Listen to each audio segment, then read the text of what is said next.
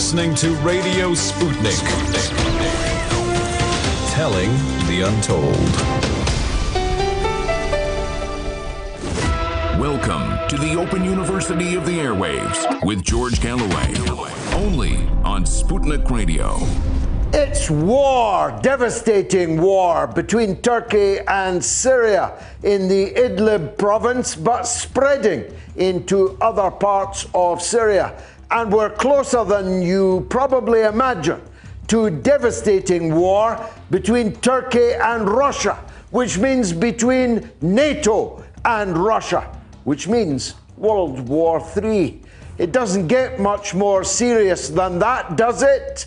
Yet you'd be hard to find any proper analysis of what's going on in the Levant in the so-called mainstream media. Well, you will get it here on the Open University of the Airwaves.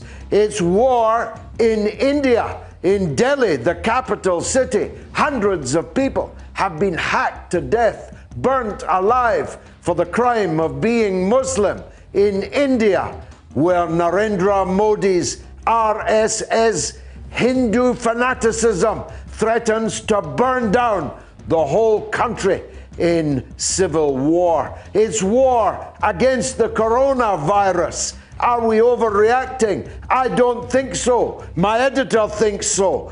So he and I will be joining swords on that one. And it's political war in the Democratic Party in the United States. It's all out to stop Bernie Sanders, even if ineluctably that leads to the re-election of President Donald J. Trump. Fasten your seatbelts. This is a radio show with pictures, and it's going to be a bumpy ride.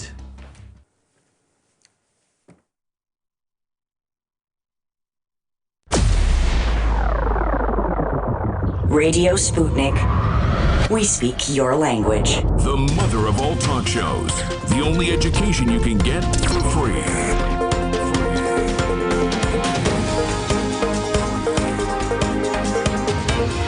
George Galloway.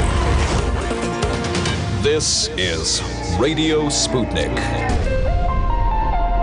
And this is London. And this is a Yorkshire tea mug.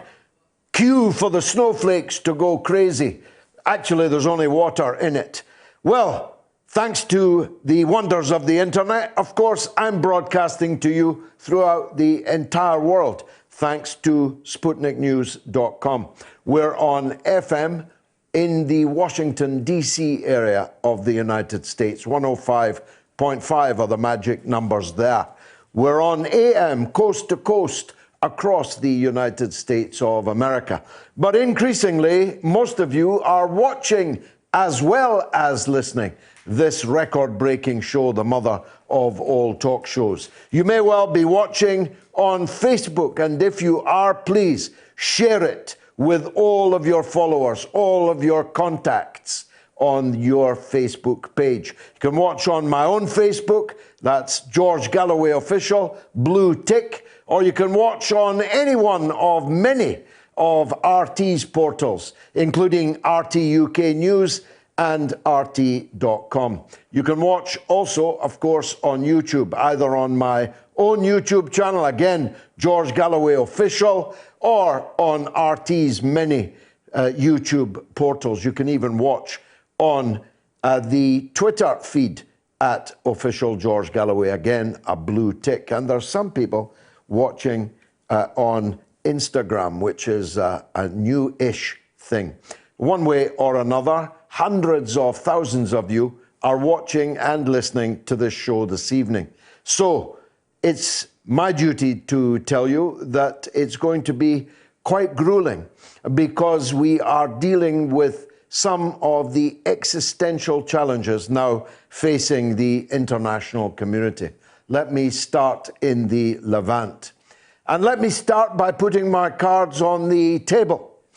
I have been proud to stand by the Syrian Arab Republic against the dozens, scores of countries who sought to destroy it and put ISIS and Al-Qaeda and their local affiliates in the alphabet soup of Islamist extremism into power in Damascus. I would have been proud of my stand even if we'd lost. I'm even more proud that we have won. Except we haven't won everywhere. The holdouts of ISIS and Al-Qaeda are living under Turkish and American protection in the Idlib province and one or two other scattered outposts. There are maybe 500 or so American forces there who put themselves between the Syrian Arab Army and its Russian ally and the final defeat of these head-chopping, heart-eating extremists. I put my cards on the table too that I'm on the side of Russia in this conflict. Not because I work for Russia Today, I was on that side before I did work for Russia Today. And in any case, I have never taken the view that I have to reflect the political positions of my employers, and RT has never asked me to do so. But I believe, and here I address those critical of the fact that Russia has not yet gone to all-out war with Turkey, that Russia somehow is too conscious of its geopolitical position, its overarching conflict with the United States, that somehow they're faltering in their duty to their ally, Syria. I'm with Russia. Russia is an international superpower, a multiply nuclear-armed superpower, and cannot go lightly into war, all-out war, with a member of NATO. And those of you demanding that she should are being at best unrealistic and at worst decidedly ungrateful, because if it wasn't for Russia, the black flags of ISIS would already be flying in Damascus. But there's no point in hiding the fact that it may come to all-out war. It's already all-out war between Syria and Turkey. Right now, this minute, this hour, there is all-out war between Syria and Turkey. And given that Syria's indispensable and close ally is Russia, the possibility of that becoming ineluctably a conflict which draws in Russia against Turkey, then Turkey triggers its NATO provision to bring in the other NATO powers on its side in that conflict. We could be looking at World War III. Now, some of you think that that is an exaggeration, but let's just look at what's happened in the last 24 hours. Turkey launched a devastating missile attack, not on Idlib, but on Latakia. Latakia is a very important city in Syria, and it's not the least important because it's full of Russians. It's a Russian naval and air and land base inside the Syrian Arab Republic. Now, we don't know yet because everyone has an interest in playing down what the impact of that attack on Latakia was, but it's highly likely that assets of the Russian Federation and members of the Russian military, the Russian Air Force, the Russian Navy, or the Russian Army Special Forces who are there were damaged in that attack. In the last 24 hours, thugs from the Turkish regime broke into the houses of my colleagues at Sputnik News in Istanbul, dragged them off to a fate uncertain, arrested the editor of Sputnik in Istanbul. These are grave provocations to Russia, which you may recall already lost its ambassador to Turkey to a cowardly assassination from behind in the back of his head whilst opening an art exhibition just a couple of years ago. Seizing Russian assets in Istanbul, seizing journalists who work for one of those assets, namely Sputnik, is a very grave provocation indeed. And Russia, if I'm any judge, and I'm not speaking for Russia, but if I'm any judge, Russia will not take these provocations lying down. And so the real possibility exists of a rattling down fast by the hour of the situation in Syria. Now, at this moment, there is a meeting scheduled for the 5th of March between Erdogan and President Putin.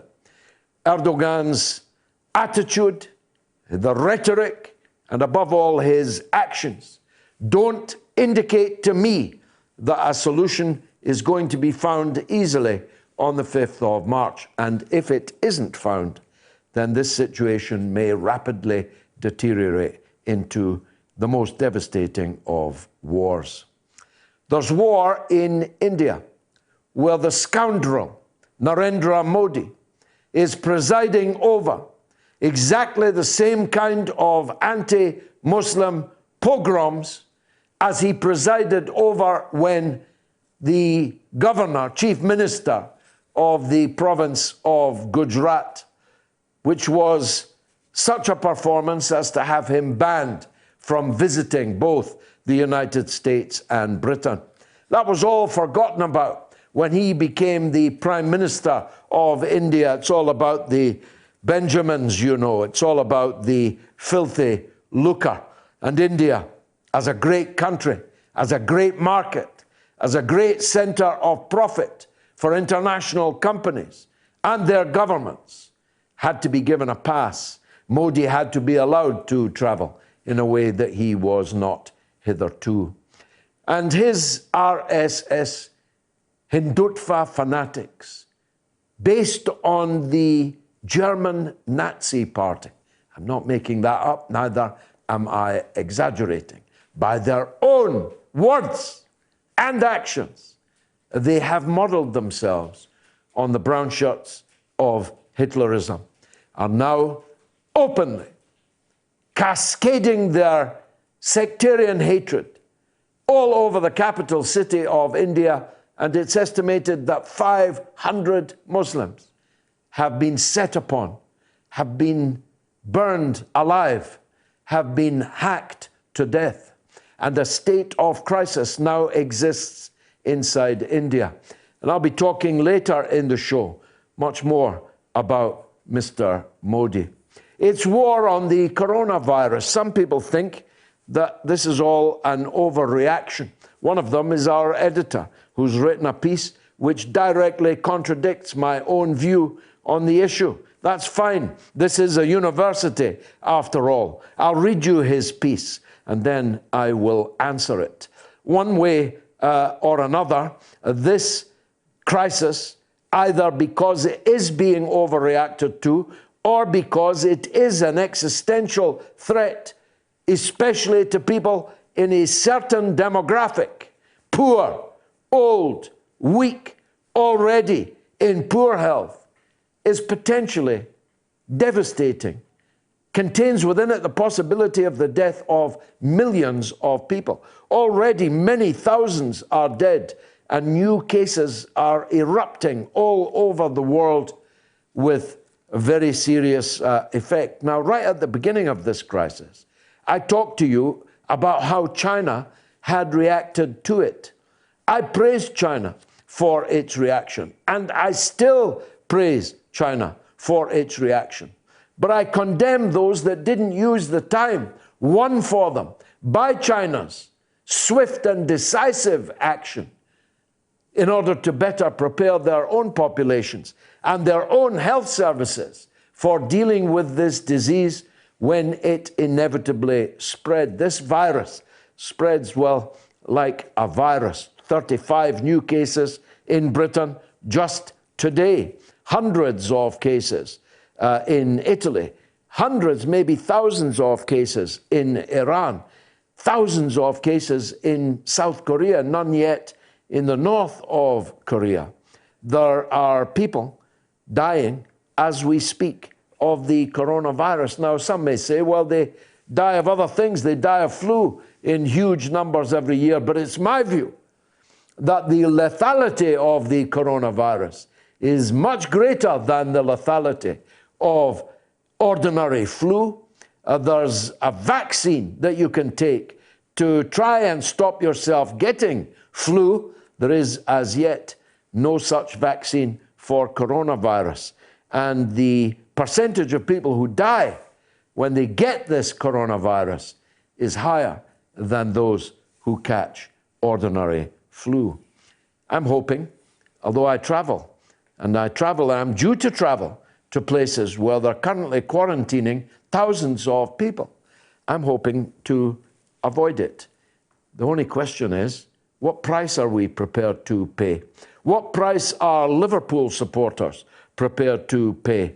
What if the Premier League closes down this year's Premier League Championship because it's already been announced by the World Health Organization that people over 60 should avoid crowds? Well, I'm over 60 and I was in a crowd. I was even in an airplane today, albeit wearing for the first time in my entire life a mask over my face. Was I overreacting? You can tell us, by the way. That's our first poll this evening. I'll give you the question in just a minute. And it's war in the Democratic Party in the United States. All pretense has been abandoned. Elizabeth Warren, who's come fourth and fifth in every contest so far, has just openly admitted she's only staying in the race in the hope that it reaches a deadlock brokered convention in the summer, and that the grandees of the Democratic Party hand the nomination to her, even though she's the fourth or fifth choice of actual Democrats in the country. There's no doubt at all that they're attempting to steal it from Bernie.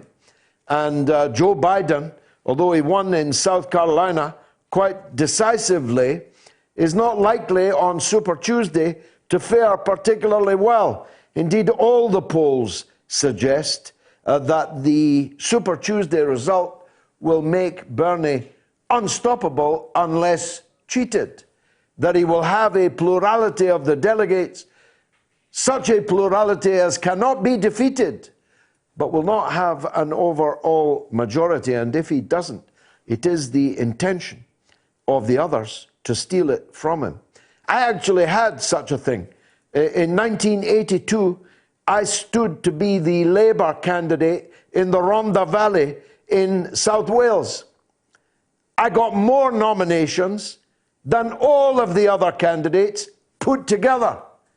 So all of the other candidates came together and kept me off the shortlist. So I recognize in a small way what Bernie is facing in the Democratic Party. We'll be talking about Syria. We'll be talking about Turkey. We'll be talking about Russia. We'll be talking about NATO. We'll be talking about the coronavirus. We'll be talking about Modi. We'll be talking about India and the plight of India's Muslims. It's all coming up over the next 3 hours on the mother of all talk shows. Poll number 1, are we overreacting to the coronavirus threat? A, yes. B, no. You can vote now on my Twitter feed. It's going to be a rock and roll show tonight. Stay tuned. Radio Sputnik. We call Fault Lines with Nixon and Stranahan the most disruptive radio show in America. It's a great show and we have a lot of fun. We come to you live from Washington, D.C. every Monday through Friday morning. What I like best is that we bring in experts from all over the world. From Barcelona, from Egypt, from Seoul, South Korea. From Newark, New Jersey. We try to bring people great guests, great calls from our listeners, and, of course, stupid jokes.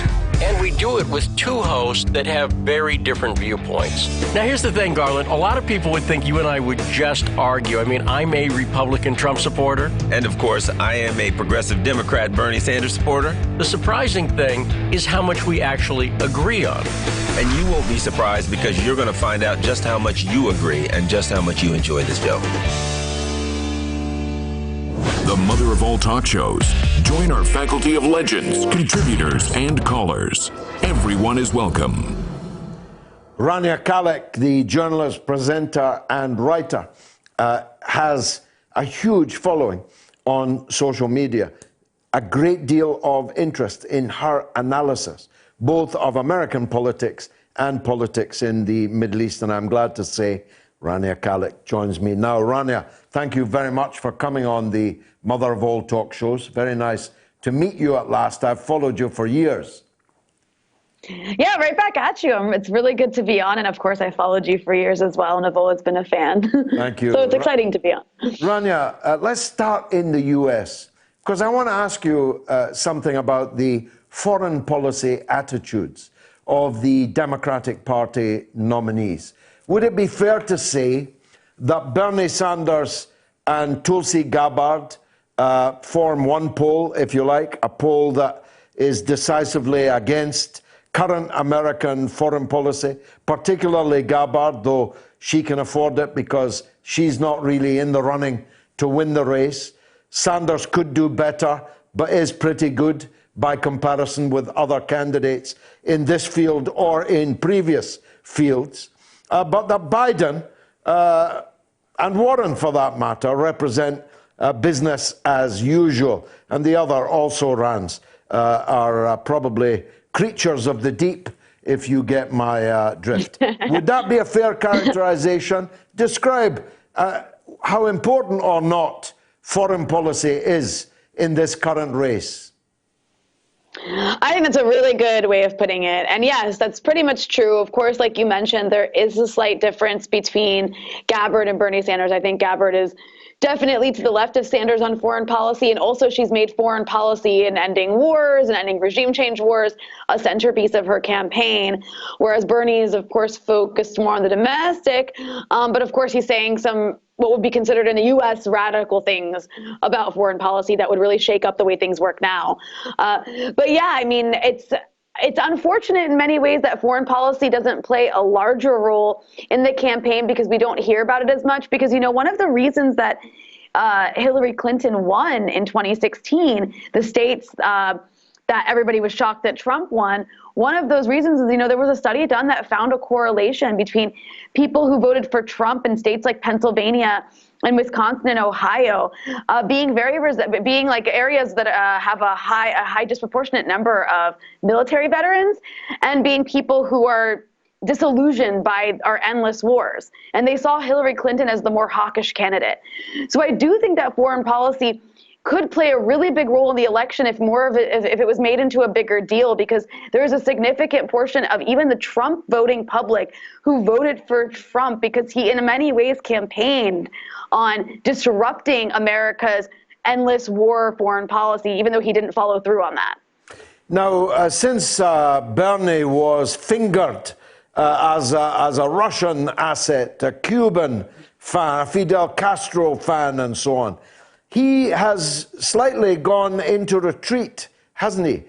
Instead of saying, enough of your games, there's no Russian help in my campaign, and instead of standing up to those accusing him, to me, he's done a bit of a Jeremy Corbyn and started to run away from it. Am I being unfair?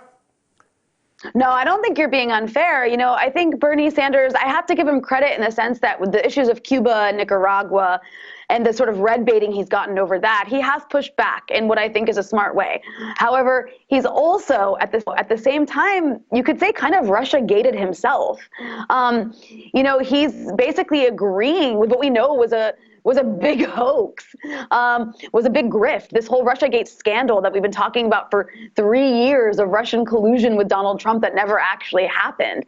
And he's been playing along with it, and he's continued to play along with it even as it's being used against him by his rivals and by U.S. intelligence agencies. I think it's extremely unwise to continue to play, you know, this kind of game of, yeah, you know, I'm against the Russians helping me, because he's validating an entire narrative that is being weaponized against him and his supporters, and it's only going to get worse. And it's really important he mentioned Jeremy Corbyn, because Jeremy Corbyn, when it came to the anti-Semitism, you know, the false anti-Semitism accusations in the UK, he showed his weakness when he didn't push back hard enough against it, and he threw a lot of his supporters who were being accused of it under the bus in many ways. And I fear that is how Russiagate is going to be used against Bernie Sanders. Well, that's exactly right, and you've obviously followed it. That's exactly what happened. And we have a saying in Glasgow that if you don't run, they can't chase you. They'll still attack you, but you're not running. At least you're facing them and have a better chance of repelling the attack. Corbyn chose the runaway option, and apart from being decidedly unattractive, it doesn't even work. If it were successful, then Bernie might be right in following it. But it's unlikely in the extreme to be successful. Instead of saying, this is a hoax, this whole Russia thing, they're trying to stop you supporting me by waving this imaginary Russian bear in front of the discussion. But it's all a hoax. And here are the reasons why it's a hoax. Instead of doing that, he has, as it were, as you just put it, bought into it. And it's not going to go away. It's not going to stop just because he has conceded that ground. It doesn't mean they're going to be satisfied. Now, let's move on to the possibilities on Tuesday. How does Super Tuesday look to you? I mean, Super Tuesday is looking like a day that Bernie Sanders is going to sweep. All of the polls are showing him ahead in many of the Super Tuesday states. In some states, he's ahead by double digits.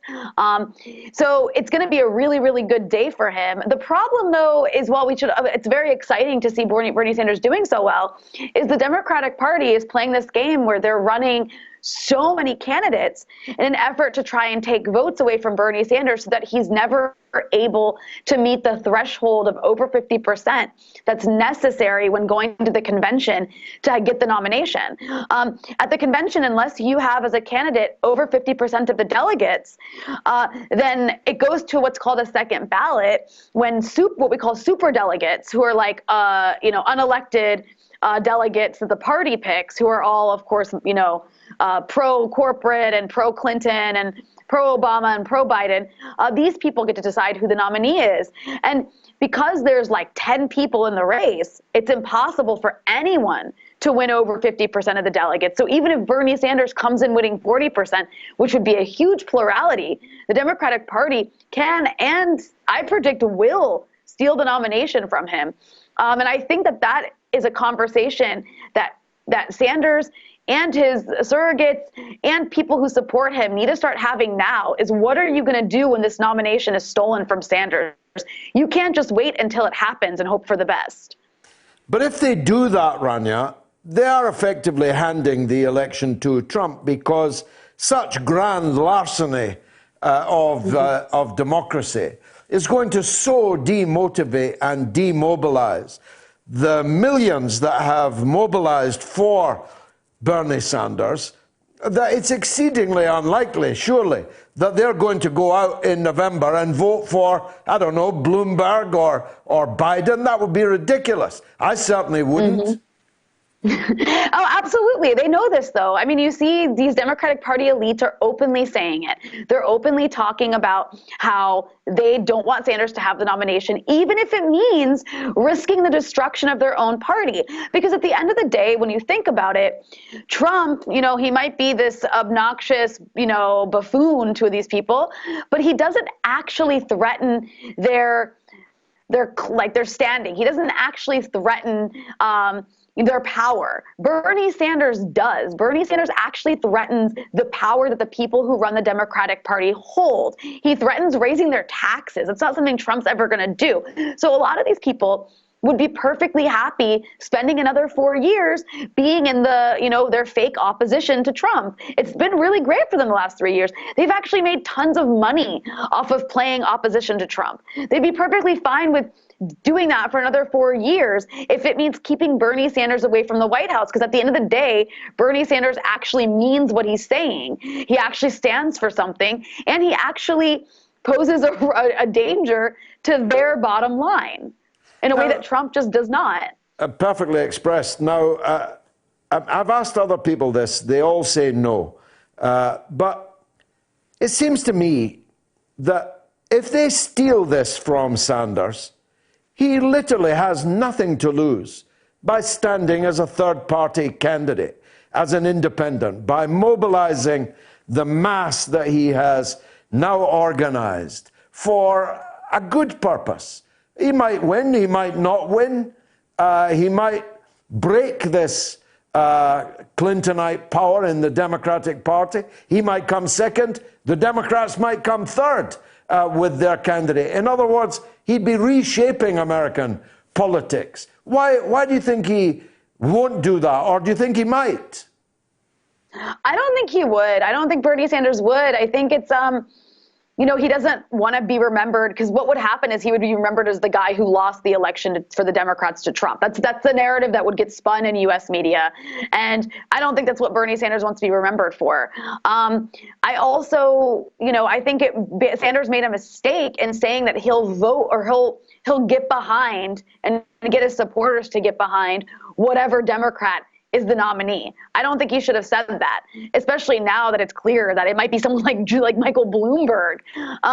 So the fact that he said that suggests it's absurd. Yeah. How could Bernie Sanders go out campaigning for Michael Bloomberg and expect his young and radical and progressive supporters to do the same? It's a joke.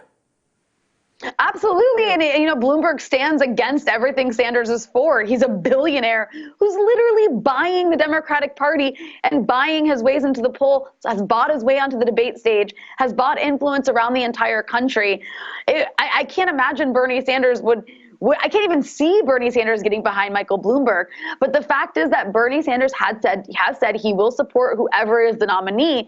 And I think that was a huge mistake, because, Bernie Sanders clearly is the front runner. He's clearly going to win the plurality of delegates. So his narrative and his talking points moving forward should be, let's wait and see who wins first, because I want the person who gets the most votes to win.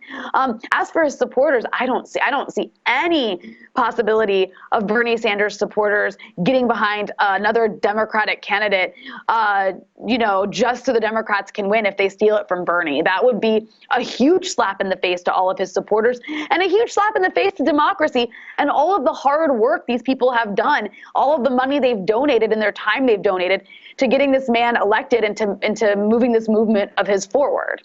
Now, lastly, Rania, because I've got you here and you know a lot about the Middle East, how will this impact on the American elections if the situation in Syria begins to seriously deteriorate, as it has shown signs of doing over the last 24, 48 hours? If there's all-out war between a NATO country, Turkey, and Syria, backed by Russia and other allies, that's going to be a frightening, very frightening backdrop to the US elections. How is it likely to impact the contest? It's funny. I don't know that it will. It's what's happening. You're right. Is very alarming. It's very dangerous. This escalation between Turkey and Russia and the Syrians, and it could explode into something even far more dangerous. But at this moment in time, you don't really hear much from the U.S. Candidates. You don't hear much from U.S. officials. It's in the last debate they didn't even talk about foreign policy. It's like it's not on their radar, which is often the case in the U.S. So I'm not sure how what's happening in Syria would impact the election necessarily, because their foreign policy just hasn't been an issue of debate, which is really, says a lot about the U.S. and its elections.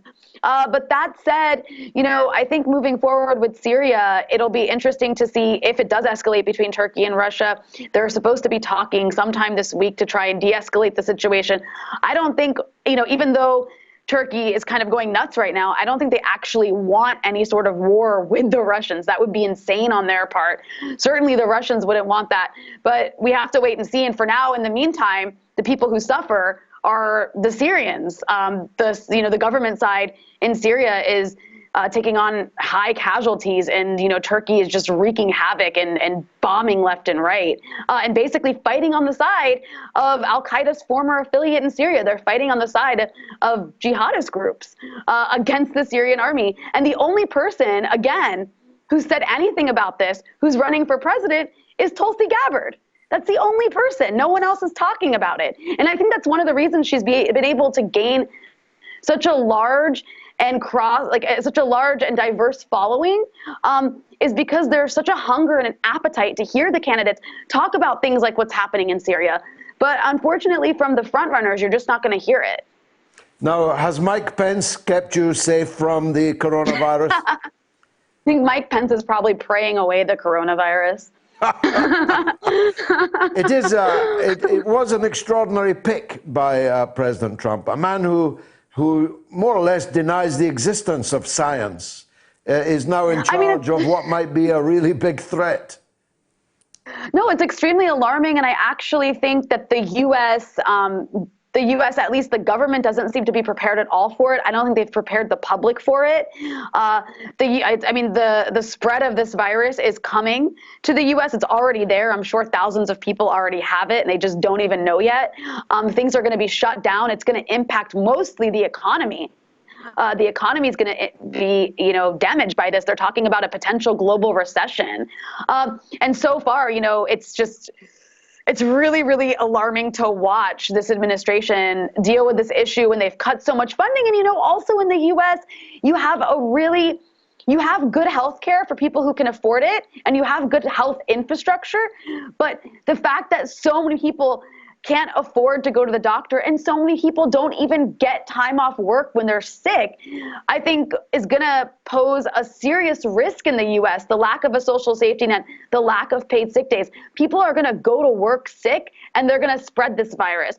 People are going to, just stay at home or just, keep doing what they're doing instead of going to the doctor because they can't afford thousands of dollars in medical bills, even if they have health insurance. So I think you're going to see the lack of social programs in the U.S. play out in the way the coronavirus outbreak happens in a really, really negative way. And it actually scares me, to be quite honest. Wow, what a guest. Rania Khalek, why have we waited so long to meet each other? Thank you very much indeed for joining us on the mother of all talk shows. Thank you very much indeed. Now, I normally do a short every week for RT.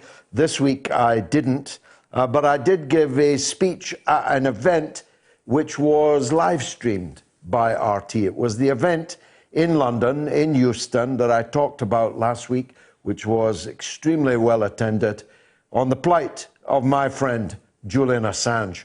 This is what I said.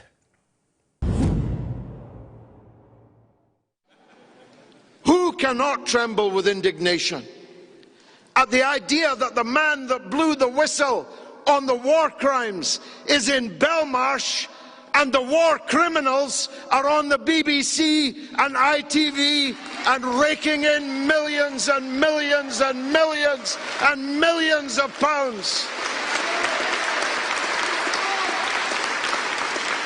The criminals have made it a crime to report on the crimes that they committed. Ponder that.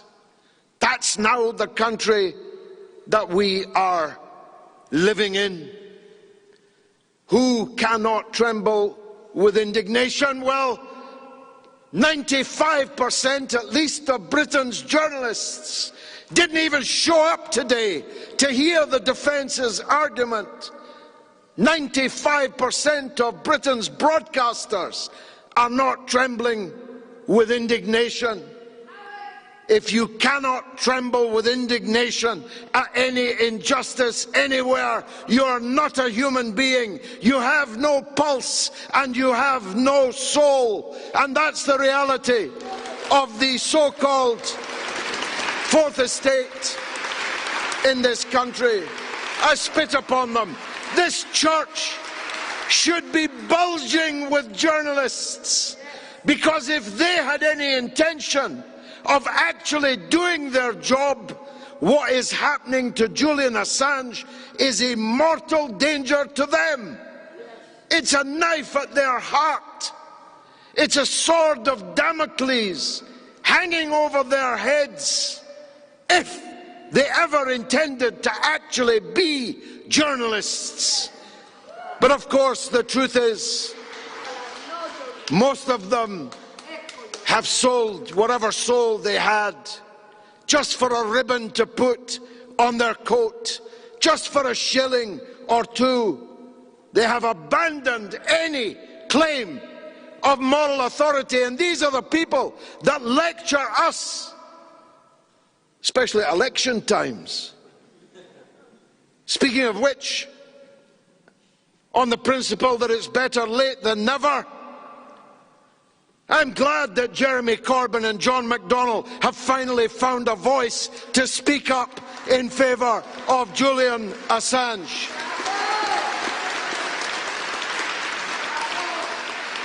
And if they'd done so earlier, we might have been further down the road to getting Julian out of Belmarsh.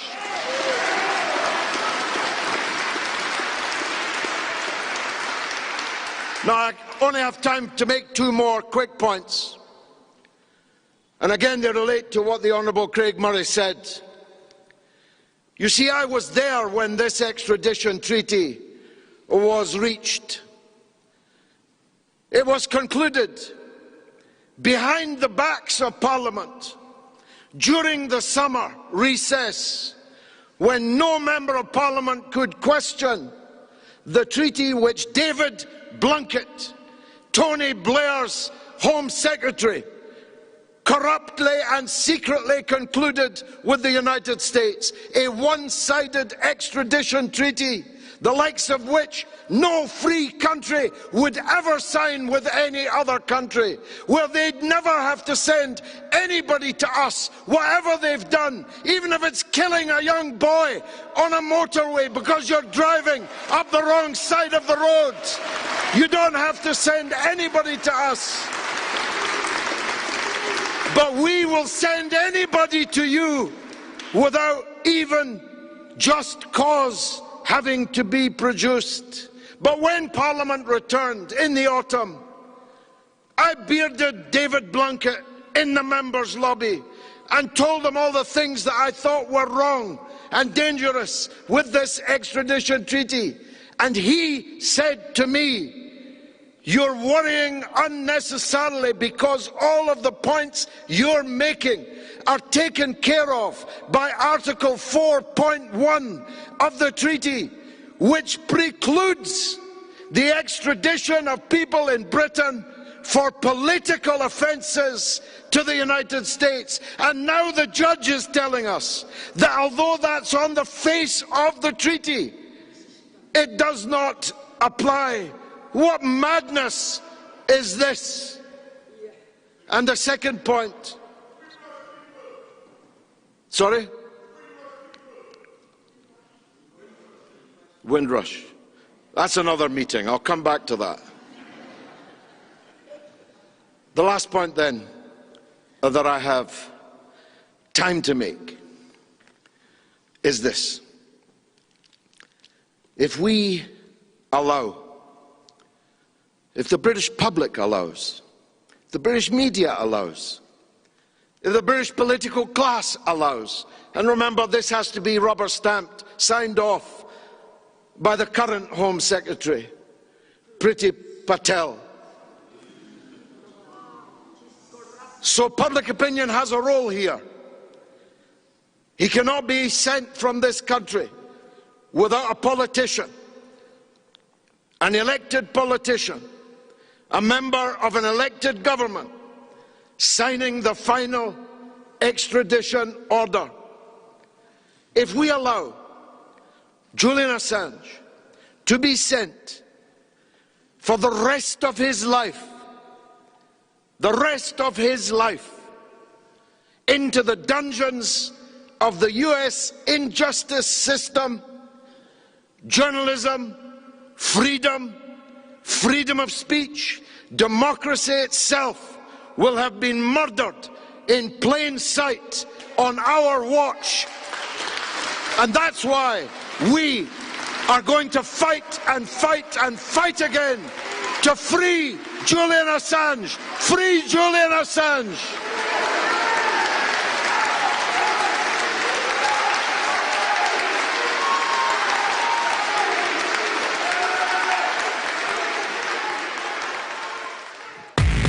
Have something to say? Do you disagree with George? Then call us now and give us your view. Now we'll be talking about Julian Assange with the Honourable Craig Murray later in the show. Meanwhile, I've got some breaking news. We're just hearing that the first case of coronavirus is being reported in Scotland tonight. A patient from Tayside, where I'm from as it happens, is now being treated after returning from holiday in Italy. Apparently the football season is in even more grave danger in Italy. They may have to stop all kinds of activities, including, of course, football. Public Health England now say there are 13 cases of the virus in the UK, including a whole family which is now in quarantine. Now we've got a poll running. Are we overreacting to the coronavirus threat? A, yes, that's got 54%. B, no, that's got 46%. I'm voting no. Tell me what you are. Vote on my Twitter feed, please. Are we overreacting? A, yes. B, no. Now, that was the week. That was. It was on this day in 1950 that top British nuclear scientist Klaus Fuchs was jailed for 14 years at the Old Bailey for spying for the Soviet Union. I told you last week he makes an appearance as a young man in my debut novel, A Queensway, which is going quite well, thank you very much. You can get it for just $4.99 off my website at info@georgegalloway.com. Fuchs, anyway, aged 38, was a civil servant at Britain's nuclear research laboratory at Harwell in Berkshire. He pleaded guilty to 4 offences under the Official Secrets Act. Fuchs was German-born. He fled his country to escape Nazi persecution in 1933. He was one of Britain's top atomic scientists. He was also a committed communist and anti-Nazi. He was found guilty of passing secrets to the Soviets between 1942 and 47, when the Soviet Union was actually our ally in the fight against fascism. You may well wonder why Fuchs had to pass the information to our ally in the midst of a devastating war, and why Winston Churchill wasn't doing the passing on. 10 months after Fuchs was jailed, another Harwell scientist, Professor Bruno Pontecorvo, went missing. It was later discovered he had fled to the Soviet Union.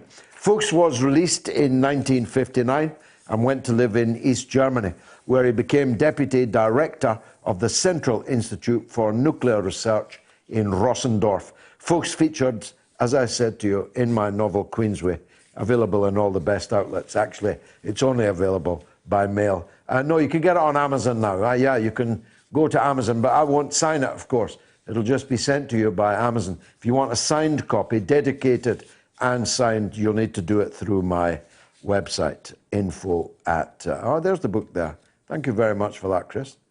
It's a rather nice-looking book, if I say so myself, and it's being very well reviewed, including on Amazon.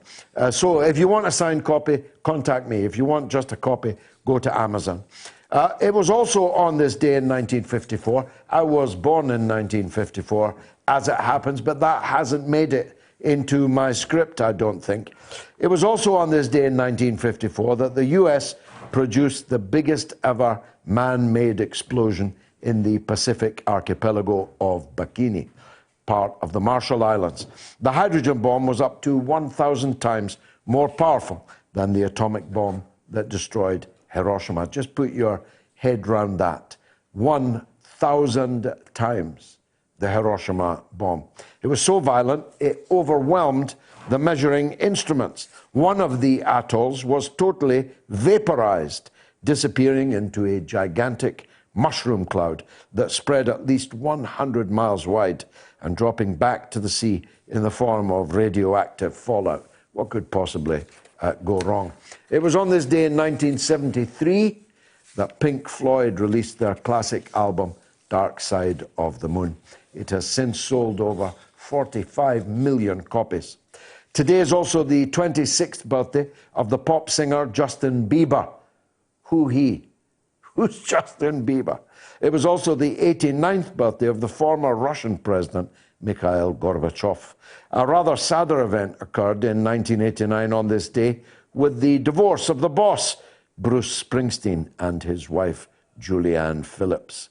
Earlier in This Week in History, on February 27th, in 2002, 59 Hindu pilgrims died in a fire on a train in India. The fire happened as the Sabarmati Express, bound for Ahmedabad, was pulling out of Godhra station in the western state of Gujarat at approximately 6:30 in the morning.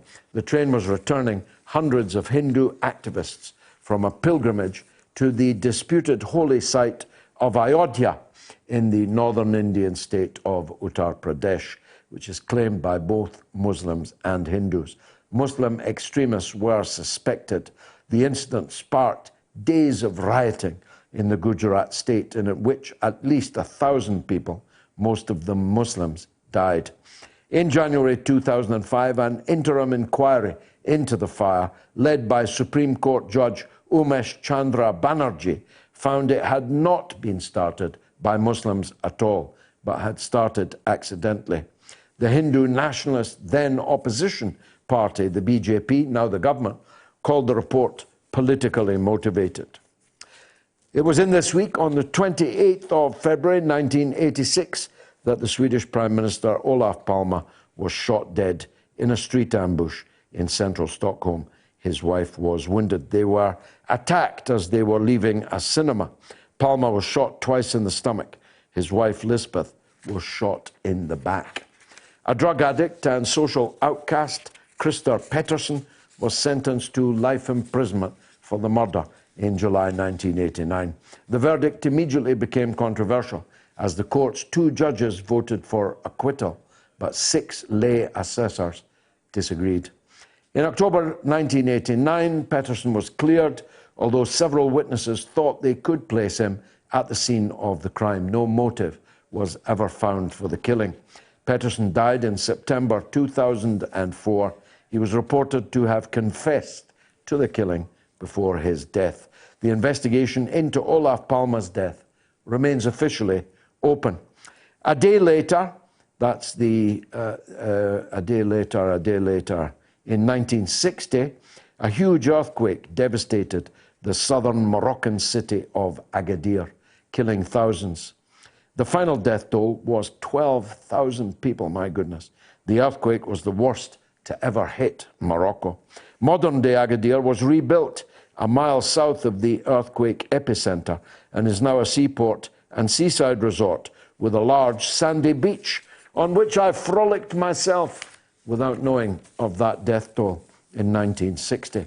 On March the 2nd, 1991, in this week, at least 19 people, including Sri Lanka's hardline Deputy Defence Minister Ranjan Wijeratne, were killed in a car bomb explosion in the capital, Colombo.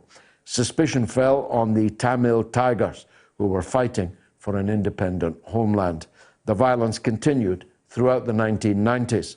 In April 1991, the former Prime Minister, Rajiv Gandhi, was assassinated when a female Tiger suicide bomber blew herself up in the southern state of Tamil Nadu.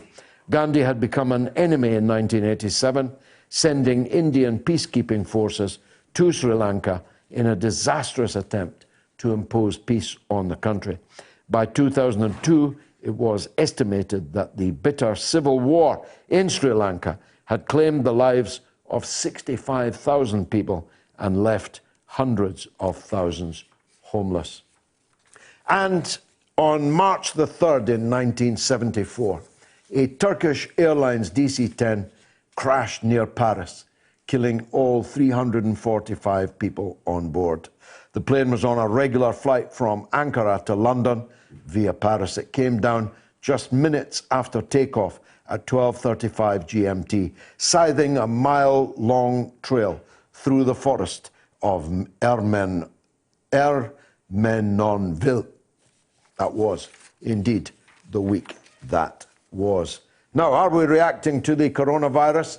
Still 54% say yes, 46% say no. Vote now, please, because I'm getting further and better particulars from my editor, who continues to claim that we are overreacting. Let's take a couple of calls. First one, it's Stephen in Hillhead.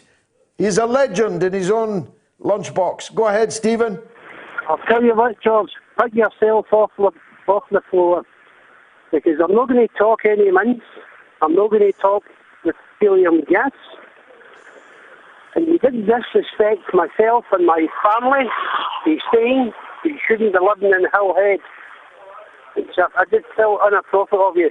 But what I will say is, my employment status is, I am an environmental removalist specialist of toxics and hazardous recyclable waste technician.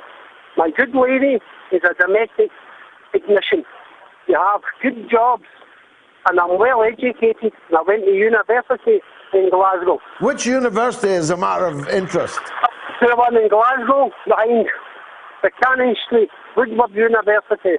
Okay. Glasgow University, and I did study law, which any solicitor, a lawyer, or anywhere in Scotland has got to pass accreditation course, which I did, and I can sit litigation, civil, criminal, innovation, environmental law, as I'm well educated. How come you're such an idiot then? I'm not an idiot, and I'll tell you something else, George. I've listened to what you've said there. But go way back to history and time began, way back to Bethlehem. There's millions and millions of people with Israelites all around the world, folks being killed. But the best thing for me now is a sorry thing to say. I would just bomb the Middle East crisis. We've had enough. Way back to Arafat, Idi Amin, they're nothing big dictators, Bin Laden. What's Idi Amin got to do with the Middle East? Oh, what? It's all these dictating countries. It's not just the Middle East. I would bomb all these countries. All these countries? All of them. Middle East, Afghanistan, Syria, Iraq, Afghanistan. I would wipe them off the face of the planet. And I'll tell you what, because the children and the people in there have got no quality of life. They're dictated with our government who's robbing them blind. They're living in palaces. They've got luxuries beyond belief. Yet the poor people needing get running water. They're on their televisions looking for money that these people lavish in. You're having a laugh, George. And I'll tell you something else, George. If you were away back in the modern time, they would have took you off the street because you're no better than them, George. We'll leave, because of the hour, we'll leave out the fact that Idi Amin was the president of Uganda, which is quite a distance from the Middle East, and we'll concentrate on what you just said. Iraq and Iran, we've been bombing for hundreds of years, and we've caused wars in the Middle East for years, George. We've had enough. Just wipe them out. We've had enough here. It's big business. It's business, George. First of all, you're crying crocodile tears for the plight of the children in these countries, but you want to just wipe them out. What do you mean, put them out of their misery, sort of thing? These children now grow up and they become no better than the political leaders. So are we going to wipe out every person in the Middle East, from Morocco to Bahrain, 350 million? Is that your policy, Stephen? There were 30 million from them. We're going back to the Howard because he wanted to dictate. No, we're not going to do that road, George. Because don't blame the children, because the governments in these countries are not caring about the children just now. They're killing them anyway. You are a dangerous lunatic, Stephen. Have you got children? Stephen, have you got children? I've got 3 children, and I'll tell you what, my children... I'm reporting them to the social services because it's a danger to them to be living in a household headed by someone that is publicly advocating the wiping out of hundreds of millions of people. You've already told me about your wife. You said she was a domestic technician, and you are an environmental technician. I'm going to find out where. Because you should not be at large. You are a dangerous lunatic. You are a threat to the people that you are living with. I said last week that your head was full of mince, but in fact it's filled with bile and poison, and you are a danger, a clear and present danger to society. Off you go. Don't call again, because if I have anything to do with it, you'll not be in a position to call again. That was Stephen in Hill Head in Glasgow. My God. Here's the news with Emily Horn. Curious about our curriculum? Have something to say? Then call us now to join the debate on the mother of all talk shows with George Galloway.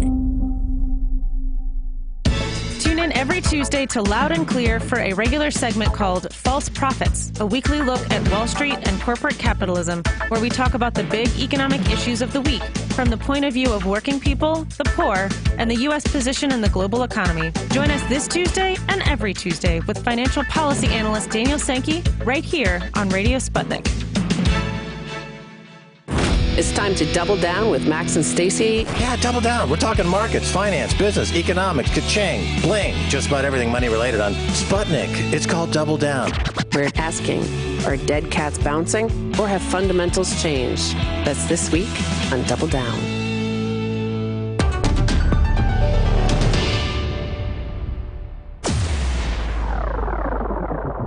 Radio Sputnik. We speak your language. Find us at SputnikNews.com.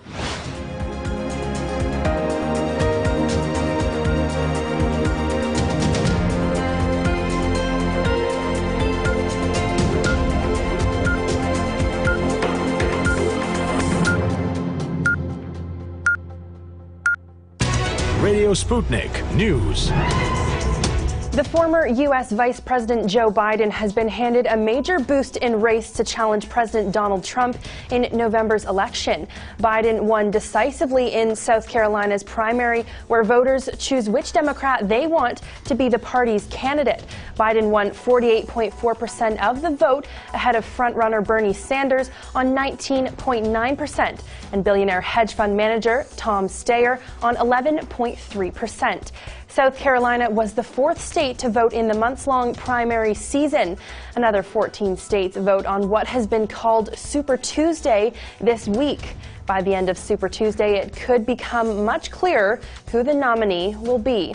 Biden had been pining his hopes on a strong result in the southern state after performing poorly in Iowa, New Hampshire, and Nevada. He regularly cited his strong support among African Americans, and polls suggest an endorsement by influential black Congressman James Clyburn significantly influenced voting patterns. And the United States is now reporting the first death from the new coronavirus. Officials say the patient was a man in his 50s in Washington state and had an underlying health condition. President Trump says more cases were likely, but added that the country was prepared for any circumstance. Australia and Thailand are also reporting their first fatalities from coronavirus. A 78-year-old Australian man died after being infected on the Diamond Princess cruise ship in Japan. Thailand, which has had 42 cases of the virus, said a 35-year-old man who died was also suffering from a fever. 12 more patients in England have tested positive for coronavirus, taking the total number of UK cases to 35. More than 85,000 coronavirus cases have been reported in 57 countries around the world, and almost 3,000 deaths, according to the World Health Organization. The vast majority of infections and deaths are in China, where the virus emerged late last year. Next, Britain's Health Secretary Matt Hancock is defending the Home Secretary, Priti Patel, following bullying claims made by a former top civil servant in her department. Sir Philip Rutnam, the Home Office's most senior official, resigned, citing a vicious and orchestrated campaign against him. Labour's Sir Keir Starmer says Ms Patel must come to Parliament to explain. The Home Secretary has not publicly responded to Sir Philip's claims, but she previously denied she mistreated staff. In his resignation statement, Sir Philip said he received allegations that Priti Patel's conduct towards employees, including swearing, belittling people, making unreasonable and repeated demands. He said he now intended to take legal action against the Home Office on the basis of constructive dismissal. And in what some believe was an attempt to deflect attention from the row over the Home Secretary, British Prime Minister Boris Johnson and his girlfriend, Carrie Symonds, have announced that they are engaged and expecting a child together. The couple became Downing Street's first unmarried couple when Boris Johnson took over as Prime Minister. Boris is believed to have 5 other children from 2 previous marriages. Next, Greece says it stopped nearly 10,000 migrants crossing over the land border from Turkey. Separately, Greek police say at least 500 people on 7 boats have reached a number of the Greek islands where camps for migrants are already severely overcrowded. Turkey has vowed to open its doors for migrants to travel to the EU. Turkey's president says the country cannot deal with the amount of people fleeing Syria's civil war.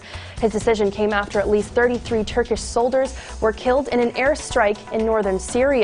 Turkey is already hosting 3.7 million Syrian refugees, as well as migrants from other countries such as Afghanistan, but had previously stopped them from leaving for Europe under an aid-linked deal with the EU. But Erdogan has accused the European Union of breaking promises made in 2016 when Ankara agreed to help shore up the EU's southwestern border. And finally, Germany's harvest of ice wine, a dessert wine produced from grapes that have frozen while still on the vine, has failed for the first time because the winter has been too warm. None of Germany's 13 wine-growing regions had the necessary temperatures of -7 degrees Celsius to produce the wine in 2019. Last year was the second warmest year on record globally, according to the U.S. National Oceans and Air Administration. The amount of ice wine produced has been dropping in recent years. There are warnings that if the warm winters continue in the next few years, ice wines from German wine regions will soon become even more of a rarity than they already are. Well, that's all for Sputnik News. I'm Emily Horn.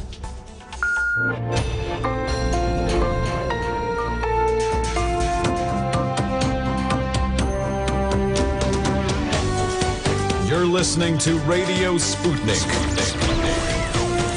Telling the untold. Welcome to the Open University of the Airwaves with George Galloway, only on Sputnik Radio. Are we overreacting to the coronavirus threat? A, yes. B, no. You can vote now on my Twitter feed. More than 1,000 of you have so far, and it's pretty close, actually. 54% of you think we are overreacting, and 46% say, as I do, that we are not. So get your votes in.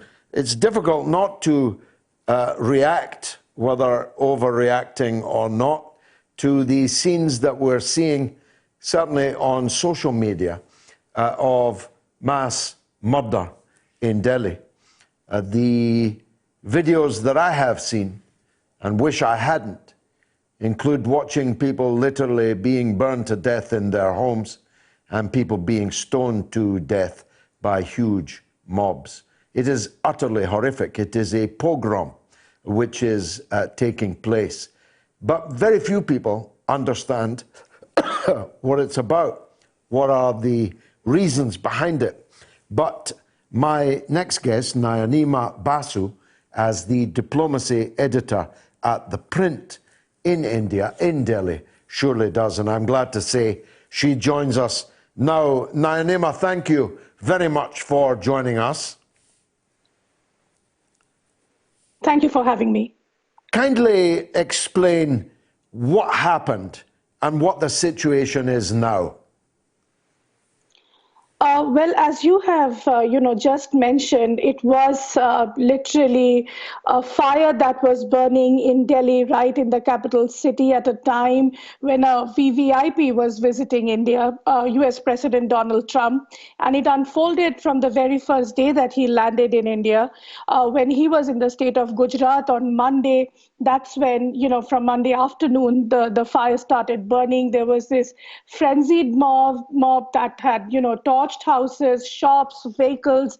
A petrol pump was, burned down.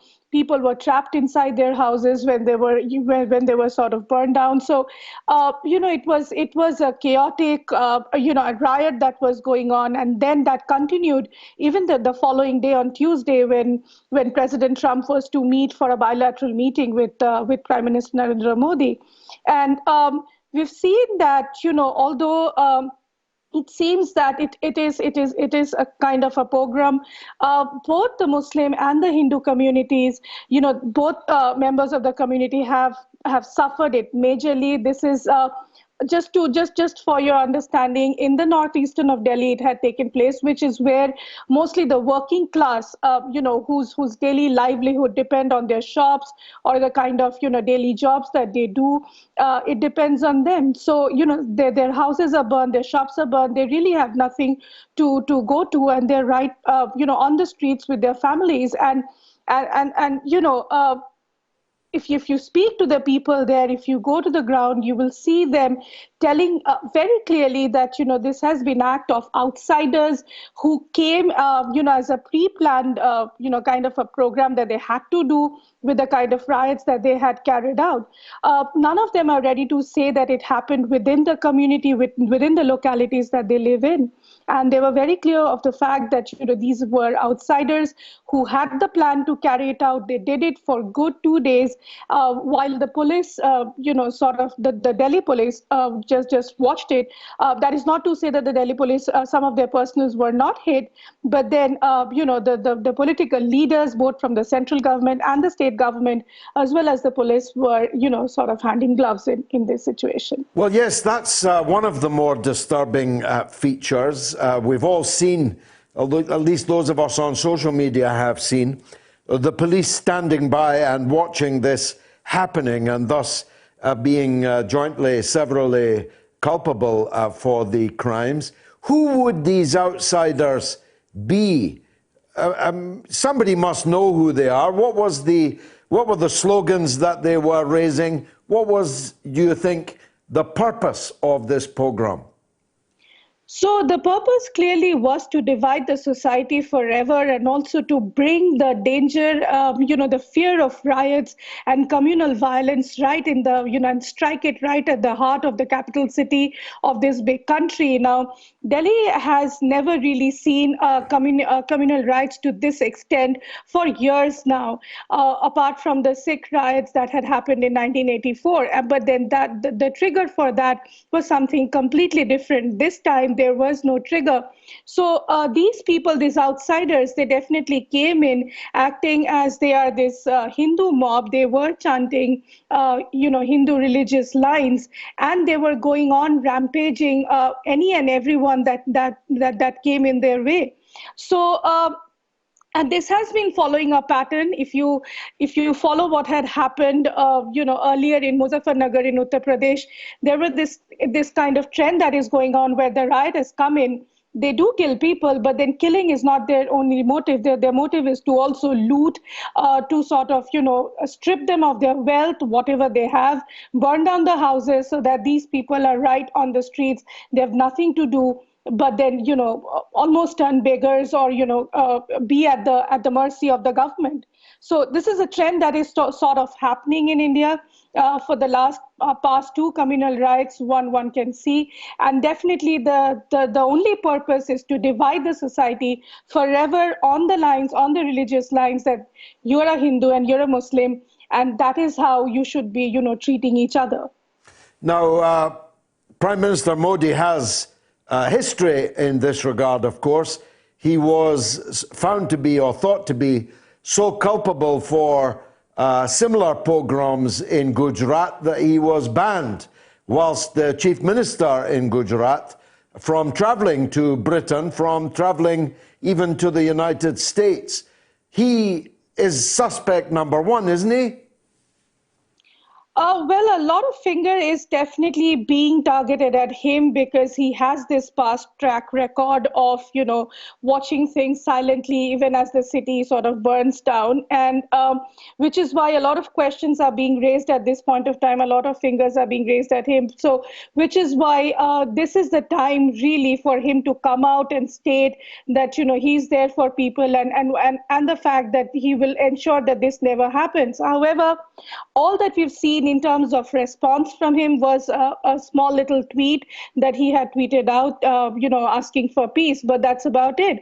We also saw the Home Minister, Mr. Amit Shah, who's been who did not talk about it at all. I mean, today he was addressing a rally in another part of the country in Kolkata, where he mentioned everything, but did not mention a word about what had happened. You lost 42 citizens in this 2-3 days of riot, which was huge considering the time period within which these people lost their lives. And there are more number of bodies that are coming out from the nearby the drains and the open sewage system that you have.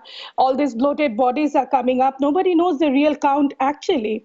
So this is a situation where the government is probably taking things very lightly. We've seen how the Delhi police is now, put things under control. The Prime Minister Modi also ensured that the National Security Advisor Ajit Doval come down to the street and calm people down. But it was really a case of too little and too late. Now, what would be, you see, one of the things I was amazed about President Trump's visit is that Prime Minister Modi took him to the house of Mr. Gandhi. But of course, it was the intellectual, ideological antecedents of Modi that murdered Mr. Gandhi. It was these very RSS Hindu fanatics that murdered Mr. Gandhi. And yet there was Modi showing President Trump around his very humble cottage. That's right, and that is something Prime Minister Modi has been doing with other state, head of states also. He did that when Chinese President Xi Jinping was here. So that has been a normal practice to tell the world that, how India practices nonviolence. However, in practice, we've seen things have become hugely different. India is now immense polarization, and that has started particularly under this government. Is not to say that it has not happened before, but it has definitely sort of accentuated at this point of time. Since coming to power in 2014, we saw how an innocent person like Mr. Akhlaq was murdered for something that he was eating in his dinner, and it was a mere suspicion that whether he was having mutton or beef, which is why and for that he was mob lynched and he was brutally murdered. And we've seen how those murderers were later rewarded. So incidents like this have been happening, which has resulted in a lot of piled up anger within the Muslim community also. It is not just the controversial Citizenship Amendment Act, which was the immediate trigger for these riots. But then within the Muslim community, there is a lot of pent up anger that is sort of simmering at this point of time. You see, for those of us, and I think any sane person who admires and respects India, its size, its scale, its multicultural, multi-ethnic, multi-religious character. These are extremely troubling times, aren't they? Because there's the grave deterioration of the situation in Kashmir. There's increased repression against Sikh people in the Punjab. Some of them seek more home rule within India, and now this, a new axis or an old axis being reopened, the Hindu-Muslim conflict. It makes you worry about the future of India, doesn't it? Well, it certainly does, and it also concerns a lot of the youth of this country who are now witnessing, with a following a growth rate that is falling every single day. We've seen that the GDP rate, which is the gross domestic product, basically the growth rate of India is not growing. There are no jobs happening, no policy reforms are taking place. And you have this bunch of youth who are educated, but they don't have jobs. So the future is definitely for them is very bleak. And then you see the kind of crackdown that is happening on university students.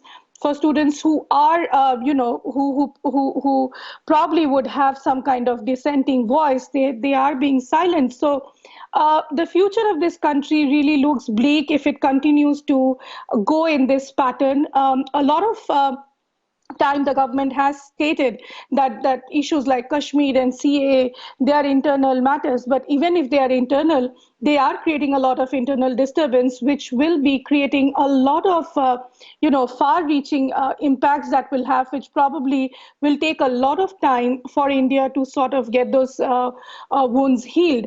Also, in terms of internationally, India is not really getting a good name. There are countries, several countries are questioning the kind of measures that this government has taken, because this government, remember, came on the promise that it will do economic reforms.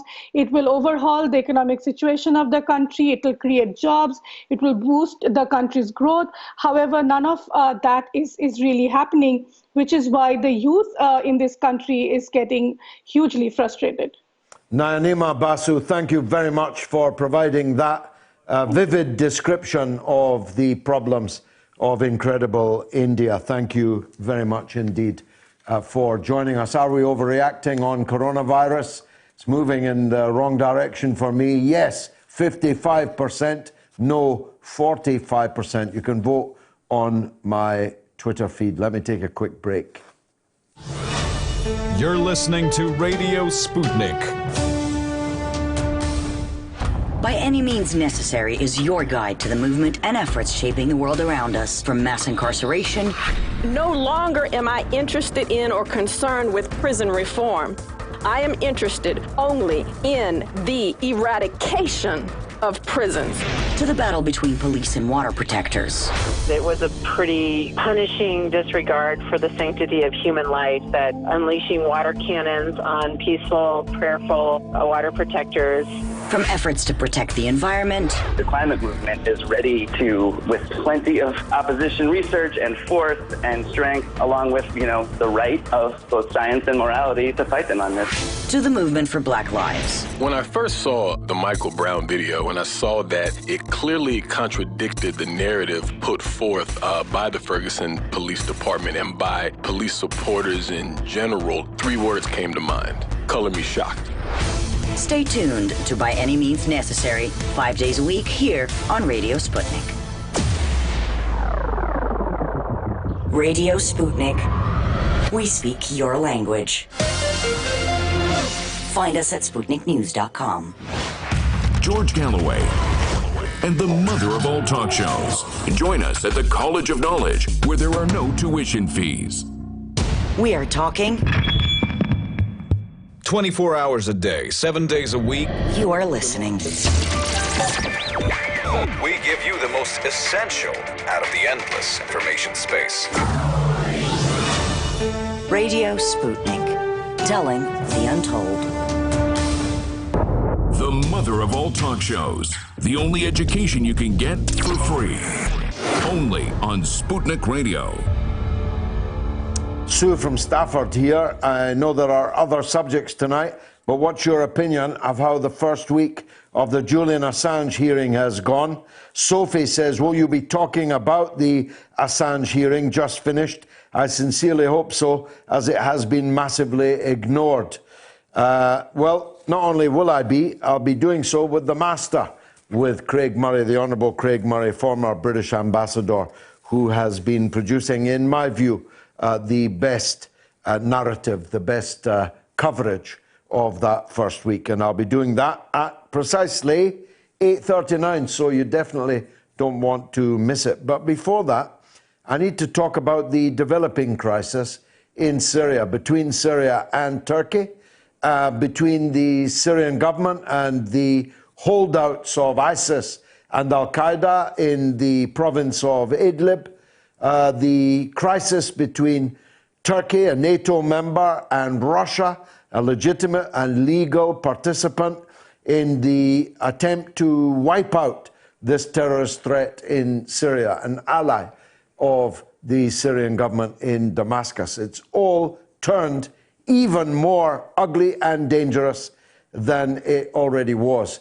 And who better to speak to than Mariam Susli, Syrian girl, as she is famous throughout the world. Mariam, thank you very much indeed for joining us. Sorry to have to call on you again so soon after the last time, but the situation on the ground warrants it, I think. Tell us, please, how it looks from your vantage point.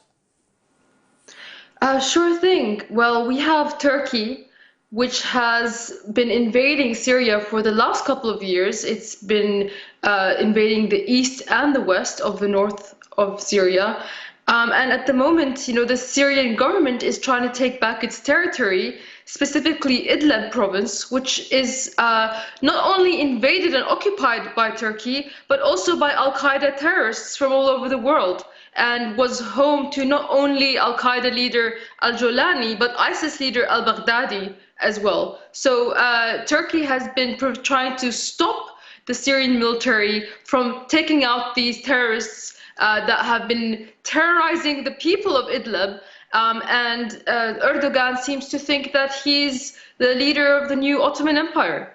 Now, not long ago, in fact, only a few months ago, the Western media were in a lather about the poor Kurds in exactly this place, and were condemning President Erdogan for moving his military forces into this area with a view of crushing the aspirations of Kurdish people there to autonomy and so on.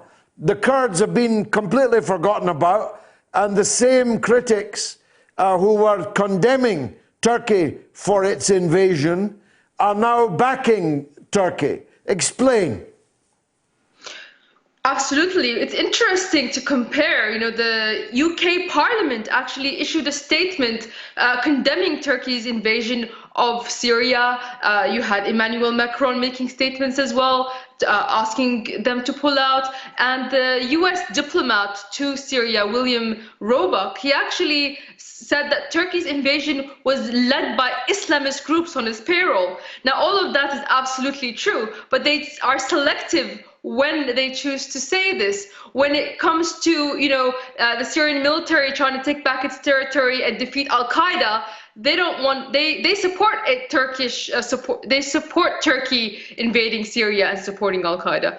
But if it threatens the oil reserves that the US was trying to occupy in Syria, suddenly it's a problem for the UK Parliament or for the US, because that was at the end of the day what it was really all about. The oil reserves, making sure the Syrian people and the Syrian government don't get to control their own resources, and also to balkanize Syria under sectarian lines, to choose one ethnicity and make it rule over everybody else, just as the French did during the occupation of Syria after World War I. So this is just a repeat of the colonialism.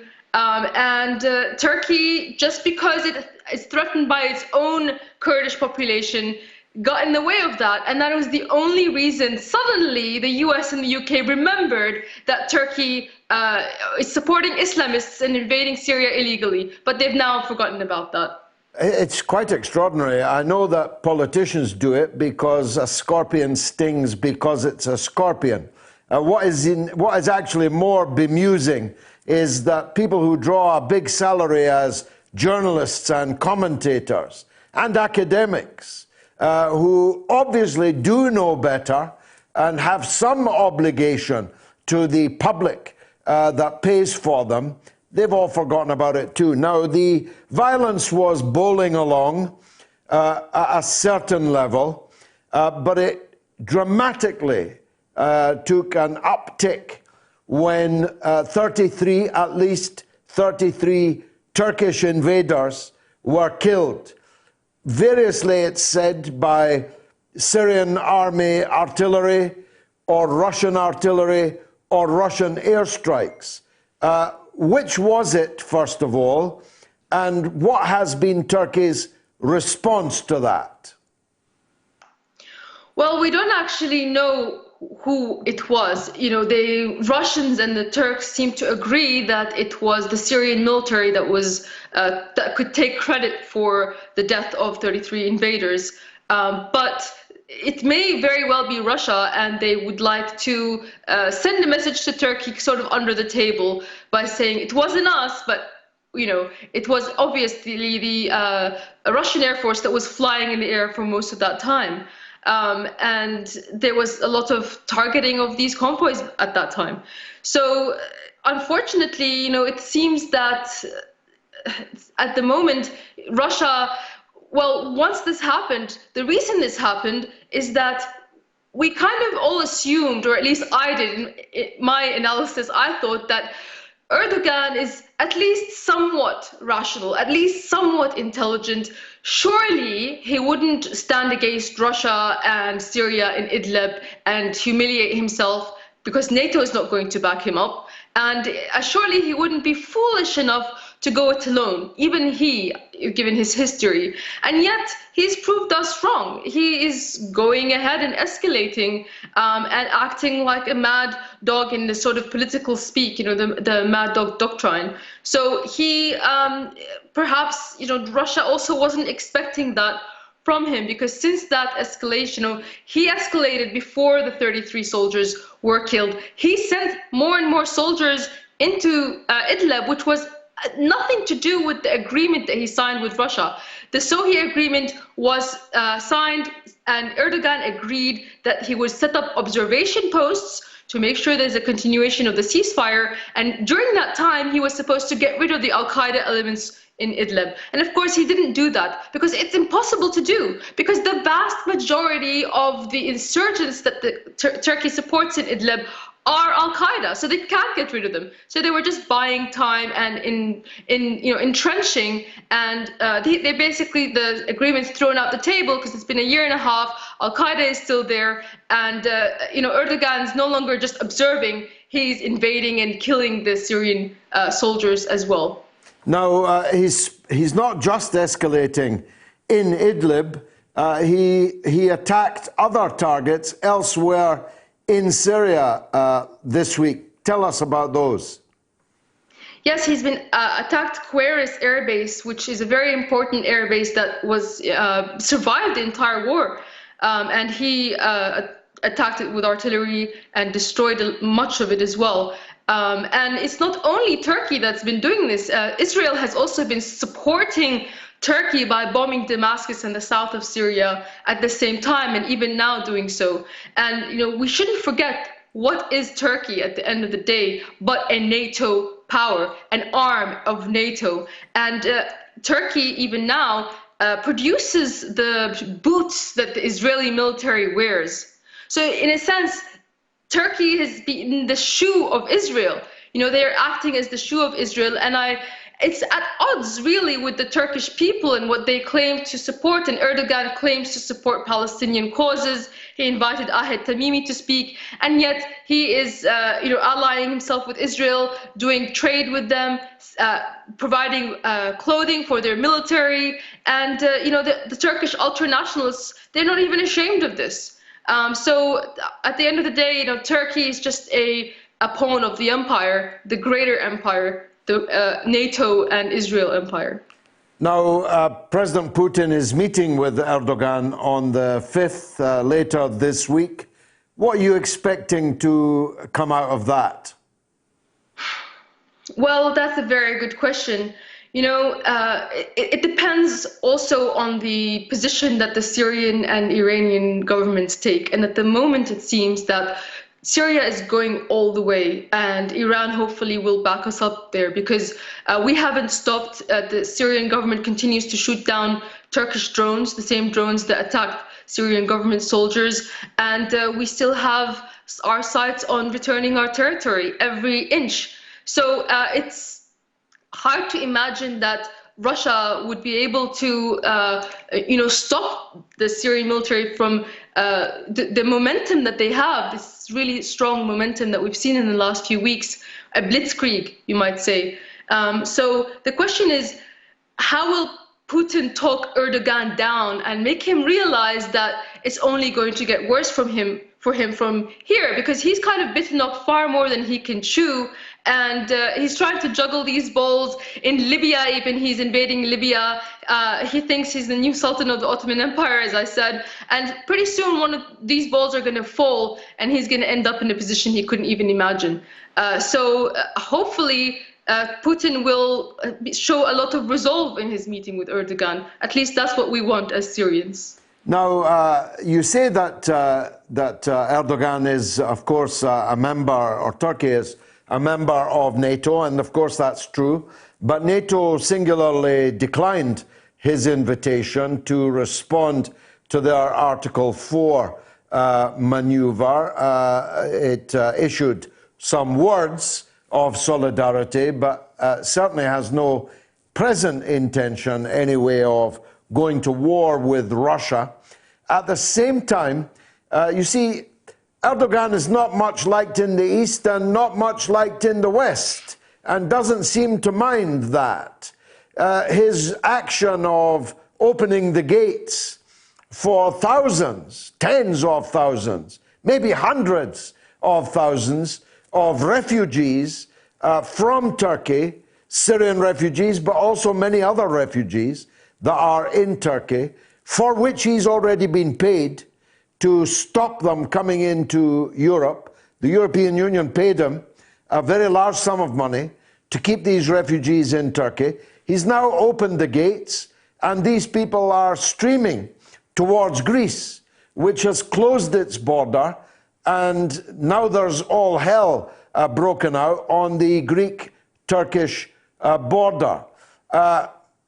What kind of maneuver is that? Who is that supposed to win the hearts and minds of? I think in his mind, he's punishing Europe for not, or NATO for not backing him up as strongly against Russia. Article 4, as you say, as far as I understand, it should be the Turkish homeland that is attacked before NATO acts, and that hasn't happened. So he's the one who is attacking a neighboring country. And of course, realistically, NATO wants to use him to attack Russia. They don't want to put themselves in that position. Turkey's always been like the tip of the sword, with very little benefit to itself, which boggles the mind, because Erdogan had the opportunity to shift towards the east. Recently, it seemed as though he was getting more positive talks with Russia. They were negotiating peace treaties. He might have received the S-400 air defense system. And that was putting a lot of pressure on the United States to pull out of Syria and stop supporting the separatist cause of the Kurdistan, which affects Turkey as well. But he seems to have just thrown all of that away and gone back to NATO. Please help me. I want to be a part of Europe too.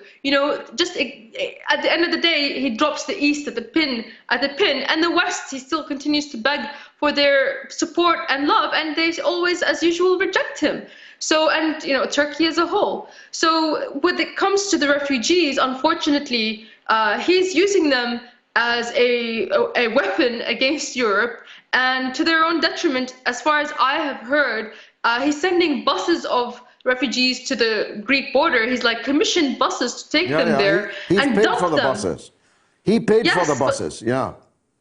And people are getting killed, drowning in rivers, in the cold forest. He's just sort of dumped them in the woods and said, off you go, to Europe you go. So it's not really to the benefit of the Syrian or other kinds of refugees that he's opened that border. It doesn't really help.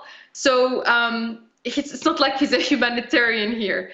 So yeah, he's trying to punish Europe for not backing his results, and he's painted himself, as you said, in a corner, because now the whole world is turned against him. Even the Pentagon spokesman came out and said, well, actually, the Al-Qaeda terrorists in Idlib are making life horrible for the people inside Idlib. They are shooting women for adultery. If people try to escape, they bomb their buses. The bus convoy in Fua and Kafria killed 200 civilians. You know, they have these religious courts and they try to control every piece of people's lives, and they behead people in the streets and cut off people's arms. I mean, it's been a nightmare. And, you know, even though the US State Department has openly said this, you have the other wing of the US, the Pentagon, making this statement that's obviously true, that Turkey and NATO are supporting Al-Qaeda. So it shows that Erdogan is not popular, nor in the East or the West, as you said. The only people that seem to like him right now are Israelis. Yeah, that'll not go far. Mariam Susli, thank you very much again for joining us. And if this story continues to develop, we may need to call on you again. Thanks very much for joining us. I think I'll take a quick break, and then it's the Honourable Craig Murray on Julian Assange. Radio Sputnik. Tune in every Tuesday to Loud and Clear for a regular segment called False Prophets, a weekly look at Wall Street and corporate capitalism, where we talk about the big economic issues of the week from the point of view of working people, the poor, and the U.S. position in the global economy. Join us this Tuesday and every Tuesday with financial policy analyst Daniel Sankey right here on Radio Sputnik. Want to talk? Get in touch with us at radio@sputniknews.com. We are talking 24 hours a day, 7 days a week. You are listening. We give you the most essential out of the endless information space. Radio Sputnik, telling the untold. Radio Sputnik, we speak your language. Find us at SputnikNews.com. 24 hours a day, 7 days a week. We give you the most essential information out there. Radio Sputnik, telling the untold. George Galloway and the mother of all talk shows. Join us at the College of Knowledge, where there are no tuition fees. Are we overreacting to coronavirus? Yes, 54%, down 1. No, 46%, up 1. That's more like it. You can vote on my Twitter feed. 1,500 or so of you have already done so. My old friend Alex McGuigan in Belfast says, I agree 100% with your geopolitical analysis and how incendiary a situation we're facing in the Levant. Erdogan's neo-Ottomanism is a recipe for major conflict, not least due to Turkey's NATO alliances. Take care, my friend. The currently shadow-banned Alex McGuigan. Sorry to hear that, Alex. I'm a bit kind of shadow-banned at the moment myself. The old algorithms have been busy.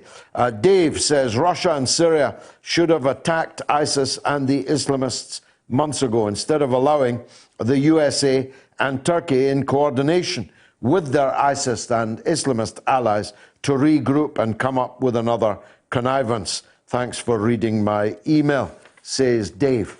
Gagan says, if people just stayed at home for a few weeks and got things delivered to their homes, I think it would be an easy solution. Short-term pain, long-term benefit. But how do you stay at home? You've got to go to work.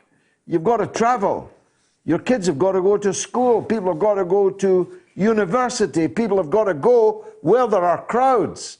And amongst those crowds are people who've been to some of the hot spots. My own children were recently in South Korea, which is a red-hot spot. And also in the north of Italy, another red-hot spot. I'm, at the moment, scheduled to go elsewhere where people are now being quarantined in their thousands. Dave says, you're wrong, George. Your editor is right. The coronavirus has a 2% mortality rate. That means 98% of people who are infected by it survive. I've got to say, you're falling for the mainstream media hysteria. Thanks for reading my email. This one from John. Are we living in a period of breakdown? It looks like we're heading for a recession. Germany is on the verge of a massive recession. America is starting to shed its illusions of being even a liberal democracy, with the Democrats now outwardly saying they'd rather lose to Trump by stealing the nomination from Sanders. The UK government is introducing more and more surveillance, etc. Quite a long email that, John. Sorry I don't have time to read it all, because I'm going to have to turn to the master, Craig Murray. He'll be up in just a minute. Let me take a call while I'm waiting for him. Mohammed is in California. Go ahead, Mohammed. Hello, George. How are you? By the grace of God, I'm good. Thank you. God bless you. I'm a big fan, George. I follow your work everywhere. Thank you, sir. George, I had a quick question regarding your stance with Bernie Sanders. I know you're a supporter of him, as am I. I plan on voting for him in the primaries this year. But I had a few concerns and reservations regarding his foreign policy stances. And as I respect your opinion highly, I wanted to understand your opinion on some of his foreign policy stances, specifically his Bernie Sanders stance against the BDS movement, his legitimization of Israel while labeling certain groups that fight them as terrorist organizations, his often hawkish stance against Syria, calling for the removal of President Assad without really the respect of Syria's sovereignty or democratic elections. He's previously demonized the Iranian government, while sometimes seemingly forgetting that the U.S. spends millions spending every year to foment unrest in the country. These are some of the concerns I have with Bernie Sanders' foreign policies, and I wanted to get your specific opinion on this, your take on this.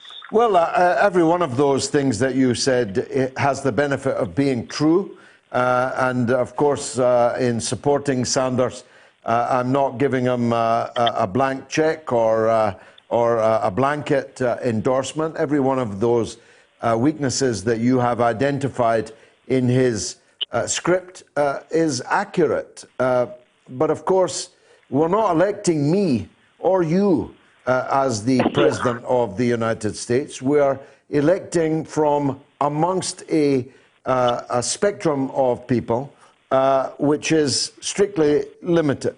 Somebody running on your take on these things, or mine, would not be doing even as well as Tulsi Gabbard, who's doing really well. But she's better looking than you and me. She speaks extremely well, and she's a soldier in the United States Army, and she's a congressperson in the United States Congress. So she has a lot more advantages that we don't have. And she is currently polling around 2% in the Democratic Party to be the nominee.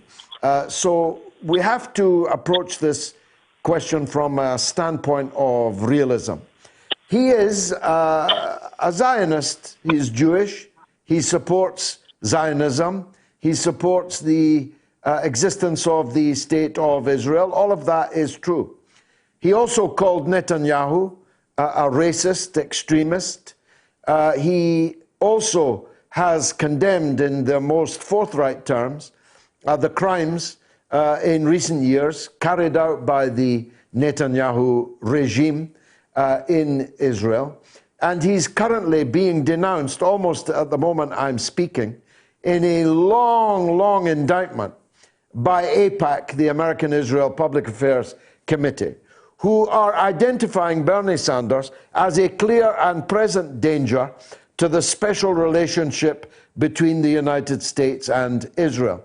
In other words, America electing the first ever Jewish president would be a disaster, according to the Israel lobby in the United States. He's the most dangerous man in America, says AIPAC, the American-Israel Public Affairs Committee. So they clearly regard his lack of support for contemporary Israeli crimes as being a possibly existential threat to them, certainly to the special relationship between the US and Israel. So we have to balance these two things, Mohammed. It's true that he speaks extremely rudely about the president of Syria. It's true that he is disrespectful towards Syria's national sovereignty, but he's also against what Donald Trump is actually doing in Syria. He was extremely rude about the president of Iraq, but he was almost the only voice in the American Senate to oppose the American invasion and occupation of Iraq. It's true that he's reacting to the Russiagate issue in, I believe, a way which will damage himself and the wrong way to react to it. But he did go to the Soviet Union for his honeymoon, and he is against war with Russia. He's for the treaty proscribing the development of more and more dangerous thermonuclear weapons unrestrained by the INF treaty and so on. It's true he was rude about Iran, but he supports the Iran nuclear deal, opposes the sanctions that are literally killing the people of Iran. So he is not you and he's not me, but he is against the defense budget, which is greater than the next 7 countries in the world put together. He's against war after war after war throughout the world. He opposed the Vietnam War, unlike Joe Biden, for example, and unlike Donald Trump, although he did his very best to avoid it. So what I say, Mohammed, is I support Bernie Sanders as the best candidate amongst those who can conceivably be elected as the President of the United States. Last word to you, Mohammed. Yes, I agree wholeheartedly with what you said, George, and that's also the reason why I'm voting for Bernie Sanders this coming election. And God willing, maybe one day we'll see a president somewhere along the lines of you, George, one day, hopefully. Well, thank you. But I think it'd be a hell of a big step forward if we just got Bernie Sanders in. Mohammed in California, thank you for the call. We've got the Honourable Craig Murray, former British ambassador, on the line on the Julian Assange story. Ambassador Murray, thanks for joining us again. You've been extremely active from early morning, queuing outside the church, at the court rather, at, I call it a fort actually, down in Woolwich, and then dashing home to write it up, then dashing to meetings to talk about it. Give us your overview of how the week was. Just horrible. I mean, absolutely terrible. The place is, as you say, it's like a fort. It's a kind of maximum security court inside a prison. It's designed especially to keep people out so nobody can see what's happening in there. The conditions in which Julian are kept are just awful. He's continually being strip searched and cavity searched and harassed. He's not allowed to have any papers, to keep his papers in order to prepare for the next day's court hearing. In the court hearing himself, he's kept in an armoured glass box where he can't communicate instructions to his lawyers and can't properly hear what's going on. You've got a magistrate who doesn't pretend to be listening to the defence and makes no secret really of their bias. And you've got a prosecution which is making the astonishing case that he's being extradited under the US-UK extradition treaty, but clause 4 of that treaty, which says you cannot be extradited for political offences, that clause does not apply because the treaty is not law. But the treaty is the basis of the extradition. So, the arguments really are quite nonsensical. And all in all, and to see Julian, not looking well, looking distracted, looking like it's hard for him to concentrate, kept in terrible conditions, it was an example of the crushing power of the state. And, I'm still a bit shell-shocked by all of it, to be quite honest. Now, the whole thing is Kafkaesque, but let's go back to the first of the atrocities that you've just adumbrated there. How is it legal for someone who is in a trial not to be allowed to read papers, to take them back to their prison cell and go through them in preparation for the next day's hearing? How is that even legal? It's not legal. It can't possibly be legal. But the difficulty is that the magistrate refuses to intervene. She says that she has no jurisdiction within the prison, so she can't tell the prison service that he has to be able to read his papers. Strangely enough, not only the defense, but the prosecution said to her that it's quite normal for her to even if she can't issue instructions, quite normal for her to request the prison to let him have his papers, but she refused to do so. I've no doubt whatsoever she's being instructed by the state as to what to do. But you've got situations where everyone who can intervene has intervened about his conditions. The United Nations have formally protested about his conditions. The Red Cross have protested. There have been behind-the-scenes protests from major world figures. And the British government simply ignores it all. It really is absolutely astonishing. And what's legal and what's illegal doesn't seem to matter. The state is going to do what it wants to do anyway. Well, she even said she had no jurisdiction, never mind in the prison, in the court. She could not allow Julian to come out of the armoured, bulletproof glass box in which he's sitting and join his lawyers, so as better to communicate with them. And this was in defiance not just of Julian's counsel, but of the prosecution counsel. That's very true. And in the end, the defense counsel produced all kinds of examples of the law and all kinds of previous examples of people who were allowed out of the dock and to sit with their lawyers. And incidentally, Clive Ponting contacted me to say during his trial he was allowed out of the dock and to sit with his lawyer. And Julian, of course, has been through terrible traumatic time and thus has psychiatric conditions. And the defense quoted the regulations that say it is normal for prisons with psychiatric conditions to be allowed to sit next to their lawyer. That is the guidance for what you ought to do.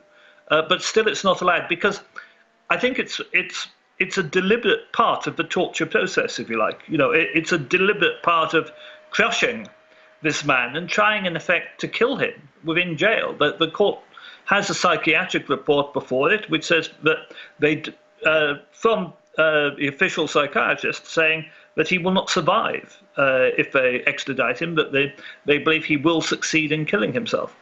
And so I think it's a deliberate instrument of torture, in effect, this glass box. How extraordinary. I'm going to let that just sink in for a moment. The state's actions are explicable because of the kind of state that we have. A scorpion stings because it's a scorpion. What is less easy to understand and even more despicable is that Julian's fellow publishers, journalists, and broadcasters are either completely ignoring all of this, even though they must be reading your estimable blog, but they're pretending they don't know it, or in some cases, they are actively participating in the crucifixion of Julian Assange. How do you account for that? It's astonishing, isn't it? It seems that they think if they take part in this, then it won't happen to them, because they'll be seen as being on the side of the state and therefore helping the crucifixion of a dissident publisher is not a threat to other publishers if they're not dissidents. And that's the only way I can see their psychology.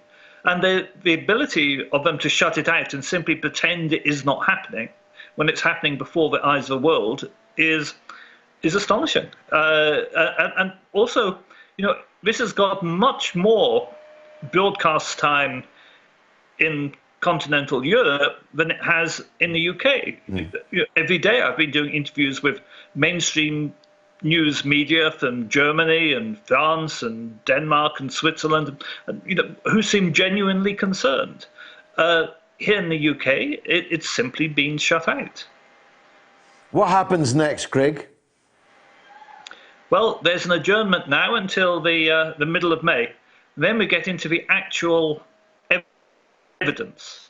And that's quite interesting, because the very first evidence that's going to be called is going to be the evidence of that he was spied on in the embassy, and in particular that his privileged legal conversations with his lawyers were spied on, and that the tapes of all that were sent to the CIA, to the American government, which is trying to extradite him. And that in itself, in any normal legal proceedings, would have the proceedings chucked out instantly. If attorney-client privilege is being broken by state spying, by the state that's bringing the charges, there's no genuine judge in the UK or the US who would contemplate that for a moment. That is itself sufficient grounds to dismiss it. But I'm not expecting that to happen, but the evidence is going to be very interesting.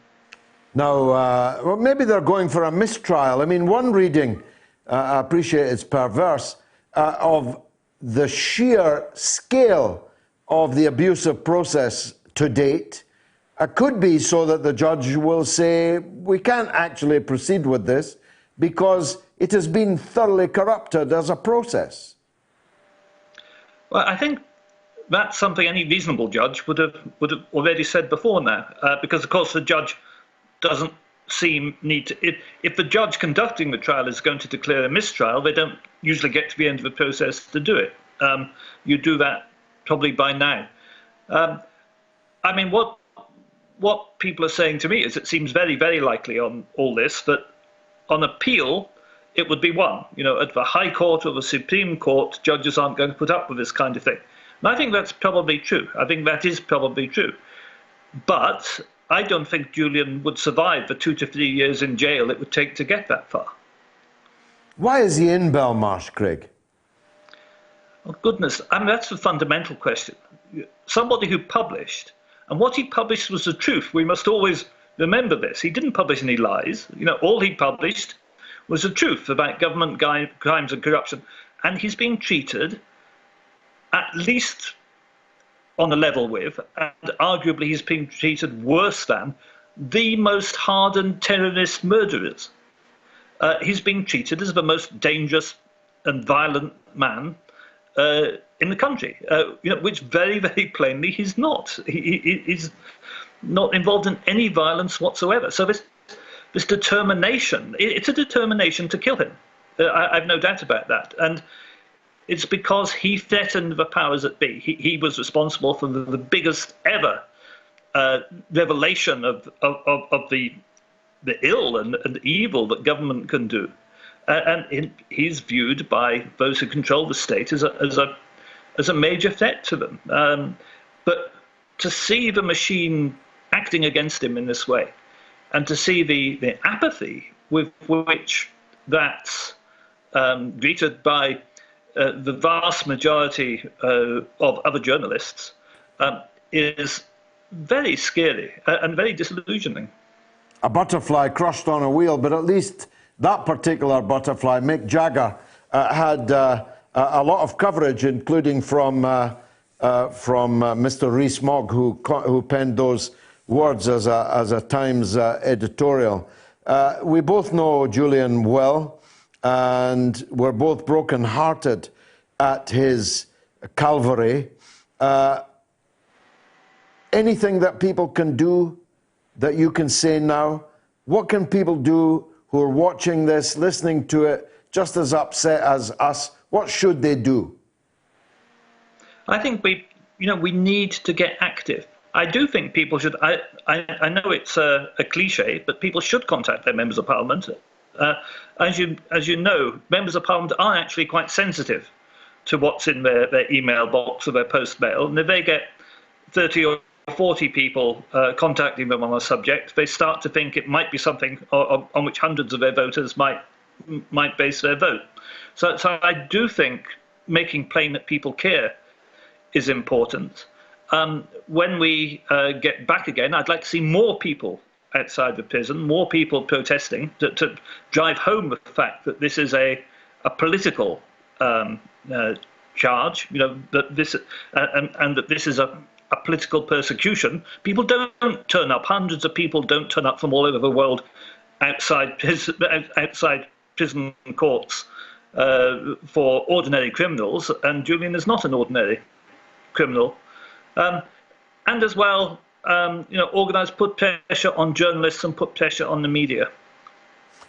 Honourable Craig Murray, thank you very much for that update. I'm sure we'll be asking for your advice again when this case returns in May. Thanks very much indeed for joining us.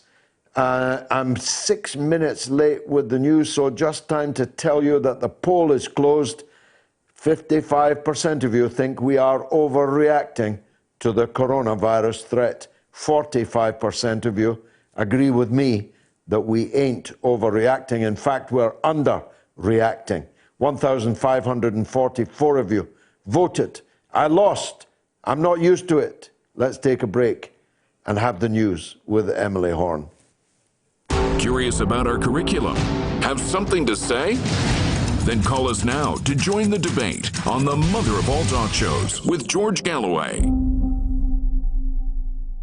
Tune in every Tuesday to Loud and Clear for a regular segment called False Prophets, a weekly look at Wall Street and corporate capitalism, where we talk about the big economic issues of the week from the point of view of working people, the poor, and the U.S. position in the global economy. Join us this Tuesday and every Tuesday with financial policy analyst Daniel Sankey right here on Radio Sputnik. It's time to double down with Max and Stacy. Yeah, double down. We're talking markets, finance, business, economics, ka-ching, bling, just about everything money related on Sputnik. It's called Double Down. We're asking, are dead cats bouncing or have fundamentals changed? That's this week on Double Down.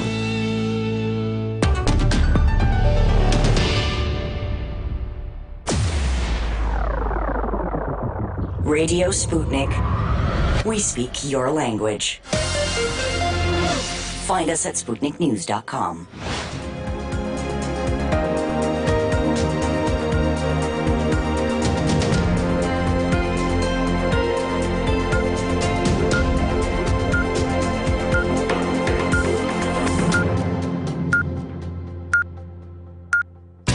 Radio Sputnik News. The former U.S. Vice President Joe Biden has been handed a major boost in race to challenge President Donald Trump in November's election.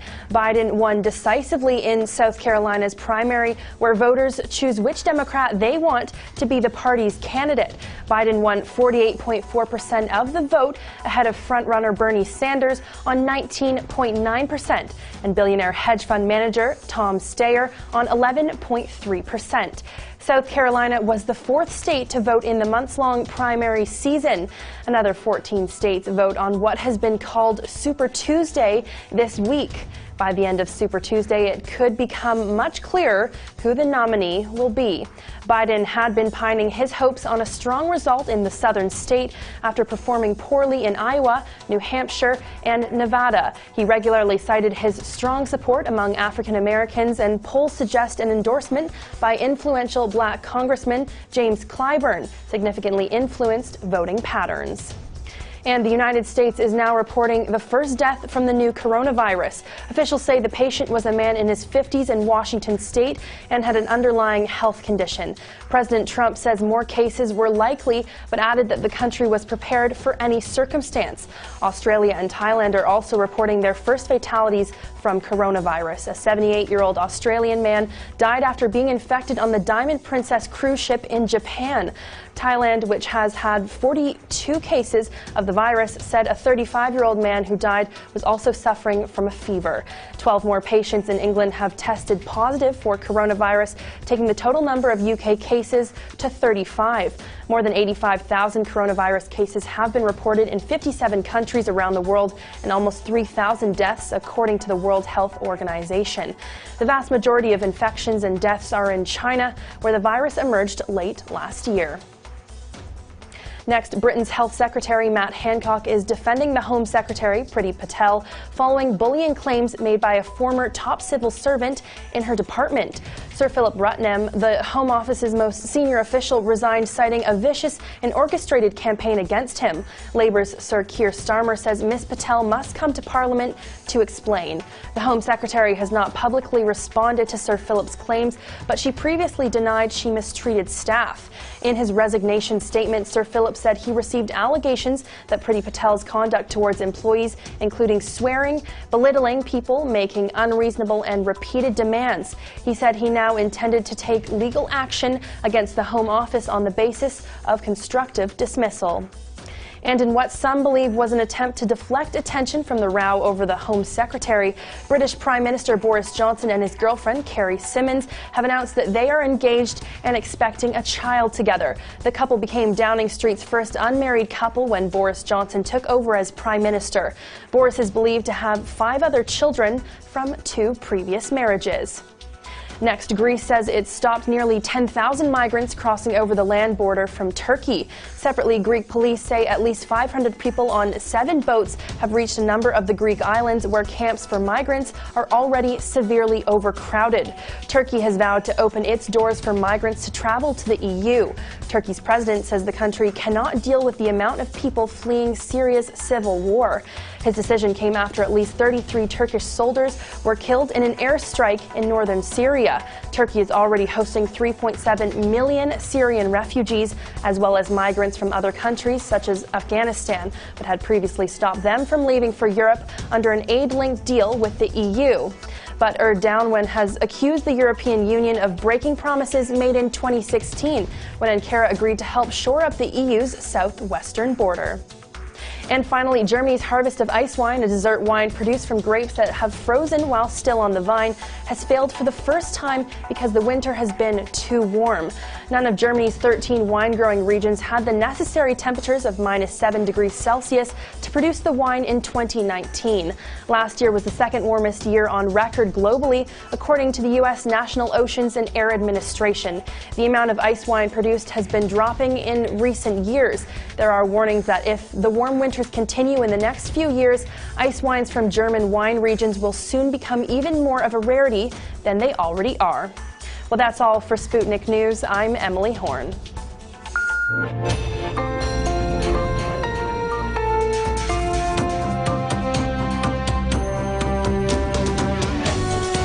You're listening to Radio Sputnik. Telling the untold. Welcome to the Open University of the Airwaves with George Galloway, only on Sputnik Radio. Coronavirus began in China, of course. China moved mountains, literally. It built hospitals in days. It moved mountains. It disinfected entire cities. It stopped people moving around. It took draconian, centrally controlled, centrally planned action and appears to have stopped the rise of the outbreak. But of course, Chinese people travel all over the world, and in any case, there's no reason necessarily to believe that this virus only ever existed in China. It's now affecting people who've never been in China nor had contact with anyone who has ever been in China. And so there's every reason to believe that as the health authorities are now beginning to realize that we are, in my view at least, not over-prepared or overreacting, but under-prepared and underreacting. And that the difference between China's approach and our approach is, in microcosm, the difference between their form of society and ours. After all, if you were in the United States and thought you just might have the coronavirus, you'd do anything other than present. Because as soon as you present at a doctor, at a hospital, as someone who might have the coronavirus, you're looking down the barrel of a medical bill of many thousands of dollars, maybe much more even than that. But enough from me, I'm merely an enthusiastic amateur. Let's talk to our old friend, Dr. Ranjeet Brar, right on the front line, in scrubs. A man who's an expert, not just on health and the parlous state of the British Health Service, but an expert on China too.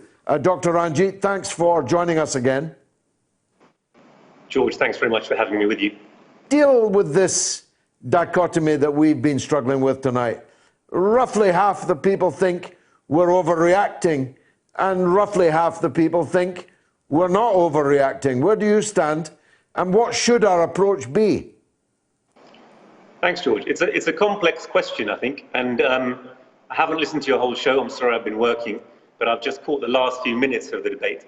And it's an area where, if you like, the medical, the political, and the economic are closely intersecting, and that makes it a difficult question to comment on with a lot of competing interests. In terms of the medical, coronaviruses are not new. We've had multiple outbreaks in the past. So it is a virus is not actually a complete life form. It basically is an infective particle which is able to hijack the reproductive mechanism, the protein synthetic mechanism of a cell in order to cause its symptoms. And it does seem that this coronavirus is more infective than the SARS virus. But on the other hand, its effects are a lot less lethal. The actual number of cases that we've seen around the world, around 80,000, 95% of those within China, mainly in the Wuhan area. And I agree with you, your last comments I heard, that China have done an amazing job. I was talking to a colleague of mine who's a virologist. He was astounded at the job. He's a British virologist. He was astounded at how well China had done managing the outbreak. Firstly, to actually recognize that it's a new pathogen that you're dealing with is not a straightforward and regular everyday occurrence.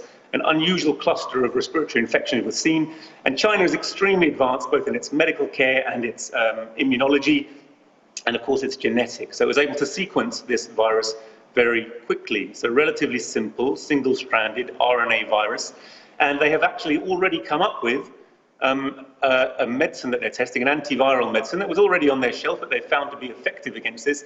And it seems to be having good results with a high safety profile. It's very early days to say. In terms of the spread outside China, it's a complex thing as well. So clearly it is spreading, and that's reflective of many things. It's reflective of the fact that we used to think of Britain as the workshop of the world. Really now China is the workshop of the world and is intimately connected in terms of its transport links and economic infrastructure with the entire world. That's, of course, put it to a degree at loggerheads with the United States, and that plays out in a number of ways: military, political, diplomatic, and economic.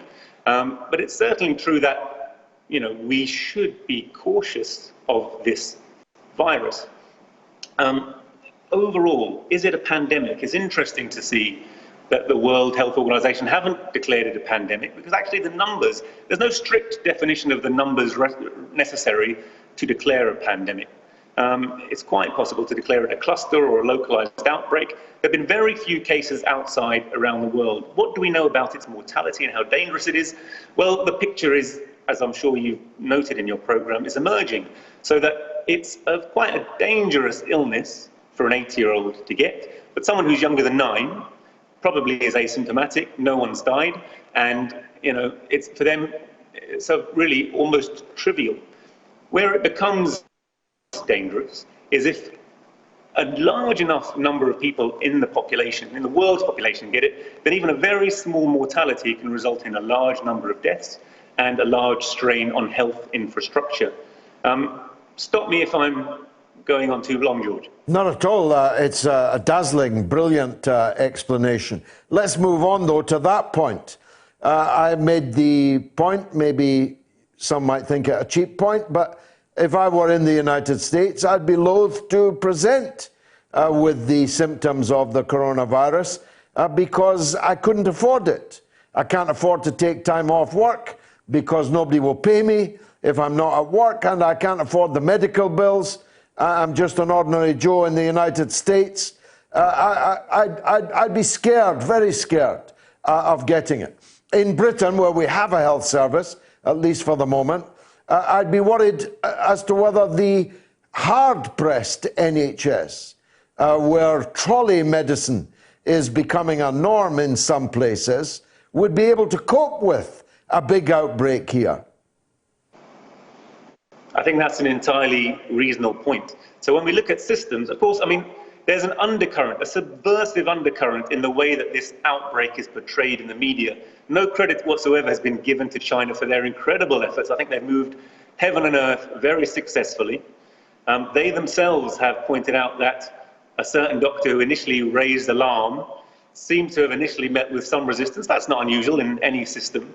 And in fact, they've subsequently sent anti-corruption officials to ensure that no suppression of this valuable information was ever taking place. But there's a kind of grey propaganda, what used to be referred to in the old Soviet days. We used to have an information research department. George Orwell was actually a member of that, who were systematically placing negative propaganda stories against the Soviet Union in our media. I mean, they haven't gone away. That's a kind of modern existing phenomenon. But of course, Soviet Union is no longer the enemy. China is a major enemy of our country, and they're constantly going on about the subversive command and control economy and trying to say in some way that this is the fault of China. Of course, diseases are as old as humanity. But there's a brilliant book. I don't know if you've read it or any of your viewers have read it. I recommend it to you if you haven't. It's called Guns, Germs and Steel by Jared Diamond. And it talks about the clash of old civilizations with new civilizations and the way in which infection actually and resistance to infection grew up with densely populated human civilization. So it's as old as really human beings inhabiting cities, living closely with livestock and other animals and vermin and parasites, and the transmission of disease backwards and forwards between the two is an age-old phenomenon. We've seen many very significant outbreaks of health problems. I suppose flu is one that is important to compare it with, and we can come back to that, and certainly we could talk about the world flu pandemic in 1918, which is an interesting analogy. But just coming back to the point about how does one prepare, care for your working class population, and the overwhelming population of every country is working class. In Britain, yes, we have an NHS. I mean, in terms of preparedness, the NHS is not well prepared for major strains upon it because we're operating at absolutely maximal capacity.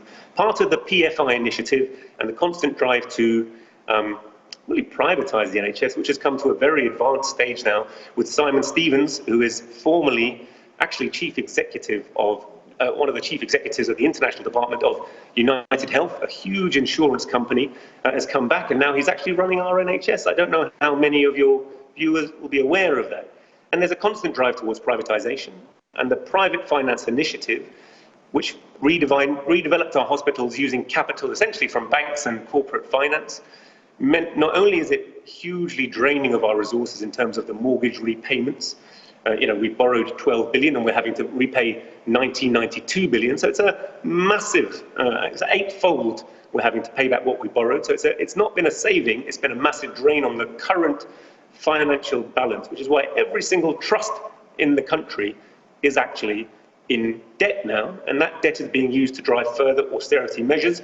And despite Boris having come to, smashing the red wall in promising to do something about the underfunding of the NHS, is saying that Brexit is going to materially benefit the NHS, He himself came out only a few weeks ago saying, well, actually, this chap Simon Stevens has, too much operational control, and Boris finds himself unable to affect the financial management of the NHS.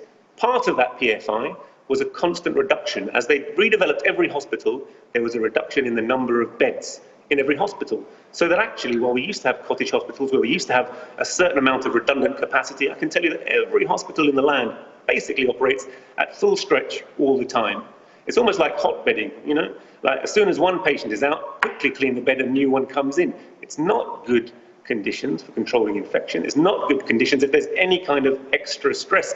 And it's a constant concern that I've had throughout my career for the last 5 or 10 years, certainly, of not being able to get elective surgical patients into beds because emergencies are filling those beds already. So the NHS is at a real straining point, and I don't want to panic monger, but everyone who works within the NHS will recognise that picture that I'm painting. That's a fact that no politician can speak away. So were there to be currently, I do have to say, there's like 30 cases. I think there's now been one death of a British man from a cruise ship.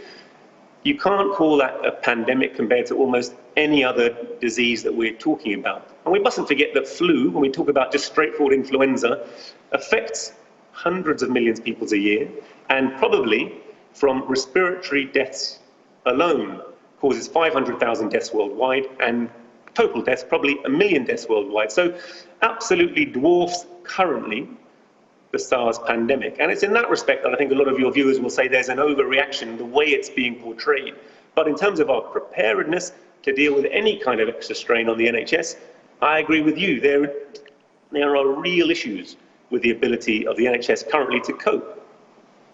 Dr. Ranjeet, thank you for that really brilliant tour de force on the political, medical and economic issues that are thrown up by this potential crisis, not yet a pandemic, but of course there are other countries which started out with 30 cases and now they have hundreds of cases, and one or two of them thousands of cases. Is there anything that we should be doing that we can tell our viewers and listeners tonight? I was alarmed as a man over 60 who goes to football matches to be told that people over 60 should avoid big crowds.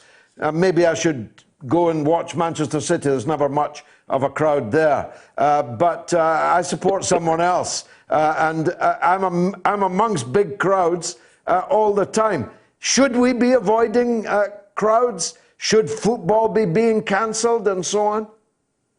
Yeah, I think it's a really good question. I think the high-risk areas are, the London Tube is going to be a hotspot should we come to a generalised infection. It's a hotspot for getting flu. I mean, people in London who use the tube will recognise that they catch flu on the tube.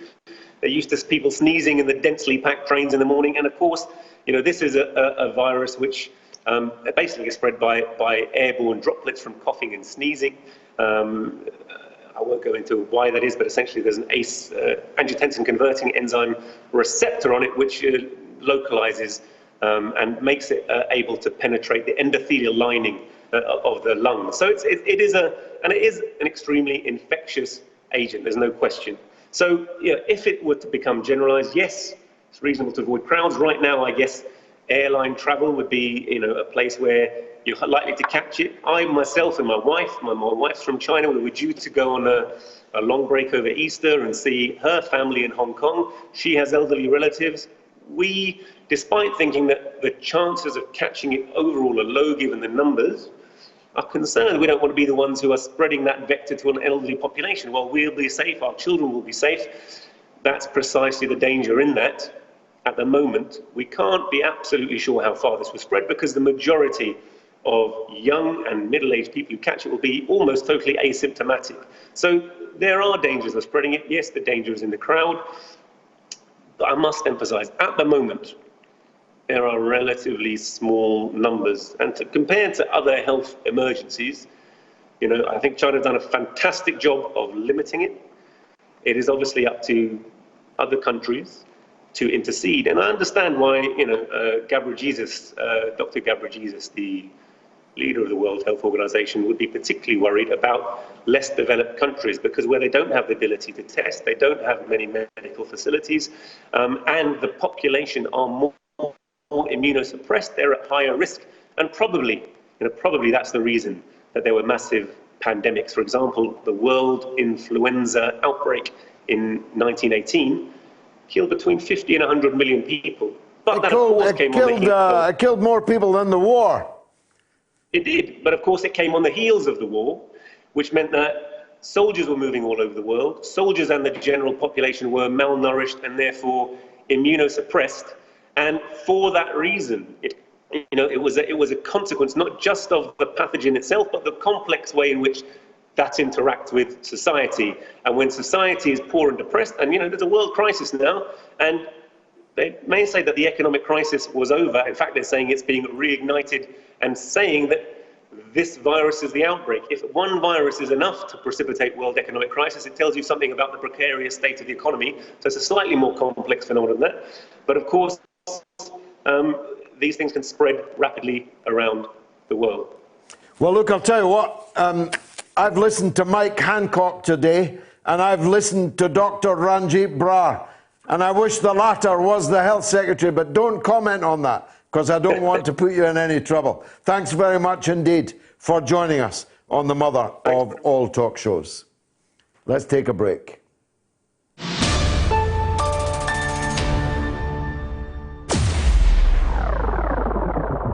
Radio Sputnik. We speak your language. Find us at SputnikNews.com. Tune in every Thursday to Loud and Clear with Brian Becker for the regular segment called Veterans for Peace, where we focus on the contemporary issues of war and peace that affect veterans, their families, the country, and the world as a whole. Veterans for Peace President Jerry Condon joins the show every Thursday. Hear about this and more every Thursday right here on Radio Sputnik. We are above all the latest developments, and we don't take any sides. Radio Sputnik, telling the untold. The mother of all talk shows, with George Galloway. The world is our classroom, and you're welcome to sit in and join the seminar. The Hall of Fame. That's what we're dealing with now. It was 120 years ago last week that the British Labour Party was formed. Although the way it's going, I wouldn't bank on it being around for another 120 years. The founder, and therefore the latest inductee into the mother of all talk shows Hall of Fame, is James Keir Hardie, born into unimaginable poverty, but who fought to create not just a better life for himself, but for all working people. He was born on August the 15th, day before me, in 1856, in a two-room cottage on the western edge of Newhouse, a small town close to Motherwell in Scotland. His mother, Mary Keir, was a domestic servant. His stepfather, David Hardie, was a ship's carpenter. He went to work at the age of 7 as a message boy for a shipping company. Although deprived of schooling, his parents spent evenings teaching him to read and write.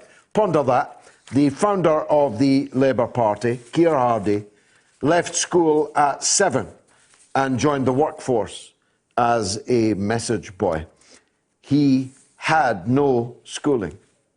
When the great lockout of Clydeside shipyard workers took place, and the men, they were all men, including his stepfather, were sent home for 6 months, needless to say, without pay, with their main source of income terminated, the family was forced to sell all their possessions to pay for food, with Mr. Hardie and little Keir's meagre earnings the only remaining source of income for the household. One sibling took ill and died in miserable conditions.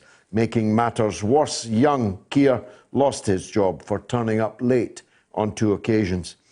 At the age of 10 years old, Keir Hardie, the founder of the Labour Party, went to work in the coal mines as a trapper at 10. His job was opening and closing a door for a 10-hour shift in order to maintain the air supply for the miners at the coal face. Hardie also began to attend night school. Keir, as he was now called, longed for a life outside the coal mines. So, encouraged by his mother, learned to read and write shorthand. He also began to associate with the Temperance Union and to preach in his local church, all of which helped him to learn the art of public speaking. Before long, Keir Hardie was looked to by other miners as a logical chairman for their meetings and spokesman for their grievances. Mine owners, however, began to see him as an agitator, and he and two younger brothers were blacklisted from working in the local mining industry. But if the owners thought that blacklisting would stop him, they were sorely wrong. At 23 years old, Keir Hardie moved seamlessly from the mines to union organisation. In May 1879, Scottish mine owners combined to force a reduction in wages, which had the effect of spurring the demand for trade unionisation. Hardie was chosen by the miners as their delegate to a national conference of miners in Glasgow. He was appointed miners' agent in August 1879, and his new career as a trade union organiser was launched. Keir Hardie was active in the wave of strikes which swept the country in 1880, including a general strike of the mines in Lanarkshire, which lasted for 6 weeks over the summer of 1880. However, the union had no money, and he and others had to gather food from striking families from local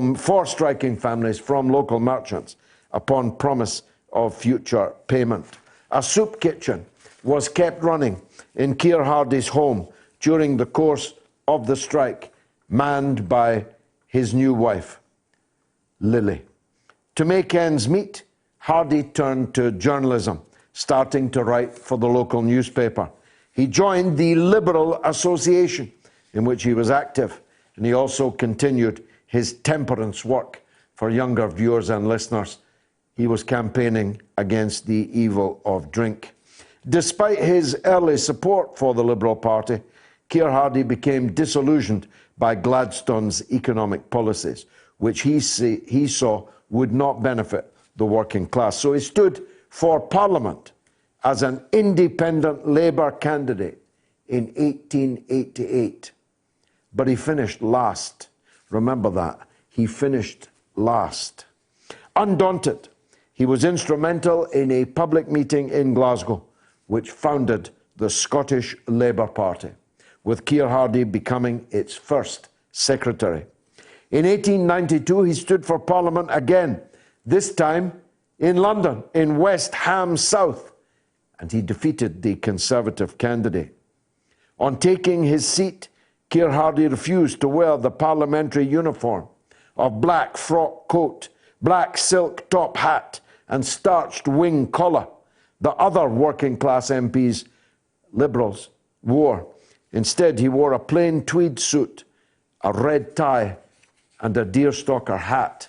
In Parliament, Keir Hardie advocated a graduated income tax, free schooling, pensions, the abolition of the House of Lords, and for women's right to vote, and, I should add, for proportional representation.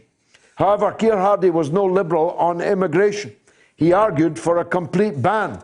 According to him, the migrant workers in the mining industry were driving standards down. In 1900, Keir Hardie organised a meeting of various trade unions and socialist groups, and they agreed to form the LRC, the Labour Representation Committee, which shortly became the Labour Party. Later that same year, Hardie, standing for Labour, was elected to the constituency of Merthyr Tydfil in the South Wales Valley, which he would represent for the remainder of his life. Hardie spent his remaining years campaigning for votes for women. His secretary, Margaret Simmons Travers, was the first woman to speak in the Houses of Parliament when she tricked her way in October 1908, interrupting a debate and shouting, "Votes for women." He also campaigned for self-rule for India and an end to segregation in South Africa. A pacifist, Hardy was appalled by the First World War and tried to organize a general strike against it. Finally, after a series of strokes, he died in hospital in Glasgow at noon on the 26th of September 1915. He was just 59. Keir Starmer, the leading candidate to lead Labour, was named after Hardy. I'm pretty sure the original would not have been much impressed. You see, the greatness of Keir Hardy is that he understood that the Liberal Party could not represent the interests of the working people because it already represented the interests of the employers, the industrialists, the bourgeoisie. He knew that it was not possible for a party to represent both of these classes at the same time because their class interests were antithetical. They were opposite to each other. The interests of the employer was to get the worker to work for longer, for less. The interests of the worker was to work for less, for more. And that twain could never meet. It was the greatness of Keir Hardy that he understood that the interests of the working class were entire and separate from the other classes in society, and that every country needs a Labour Party, a party that will stand up for the workers. And I'm going to tell you this. If you think Keir Starmer intends to lead the Labour Party into standing up for the workers against the interests of those who exploit them, who cheat them, then you're living in a fool's paradise. I believe that the Labour Party is on its way to extinction as a party of the working class. And a very large number of working class people have already so concluded. They've so concluded by their votes. They have voted with their feet. They have left the Labour Party.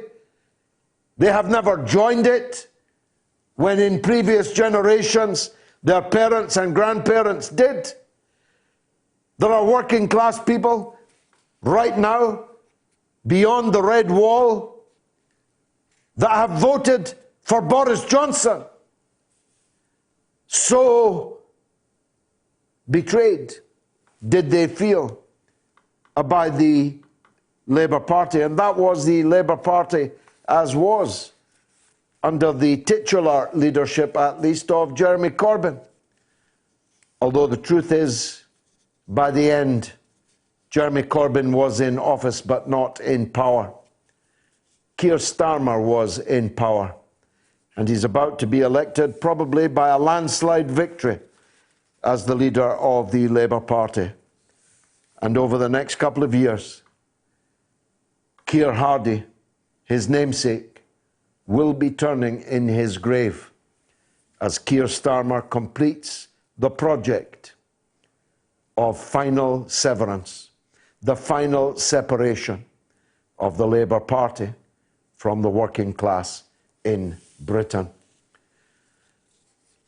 The wall of shame has a new name on it this evening. It's Narendra Modi, about whom we have spoken tonight. The butcher of Gujarat has become the butcher of Delhi.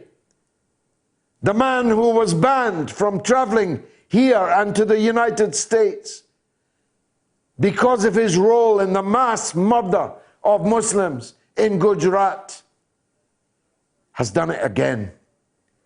But not only the murder of Muslims in Delhi, but the murder of Sikhs in the Punjab, the murder of Christians for eating beef, the murder of the people in occupied Kashmir.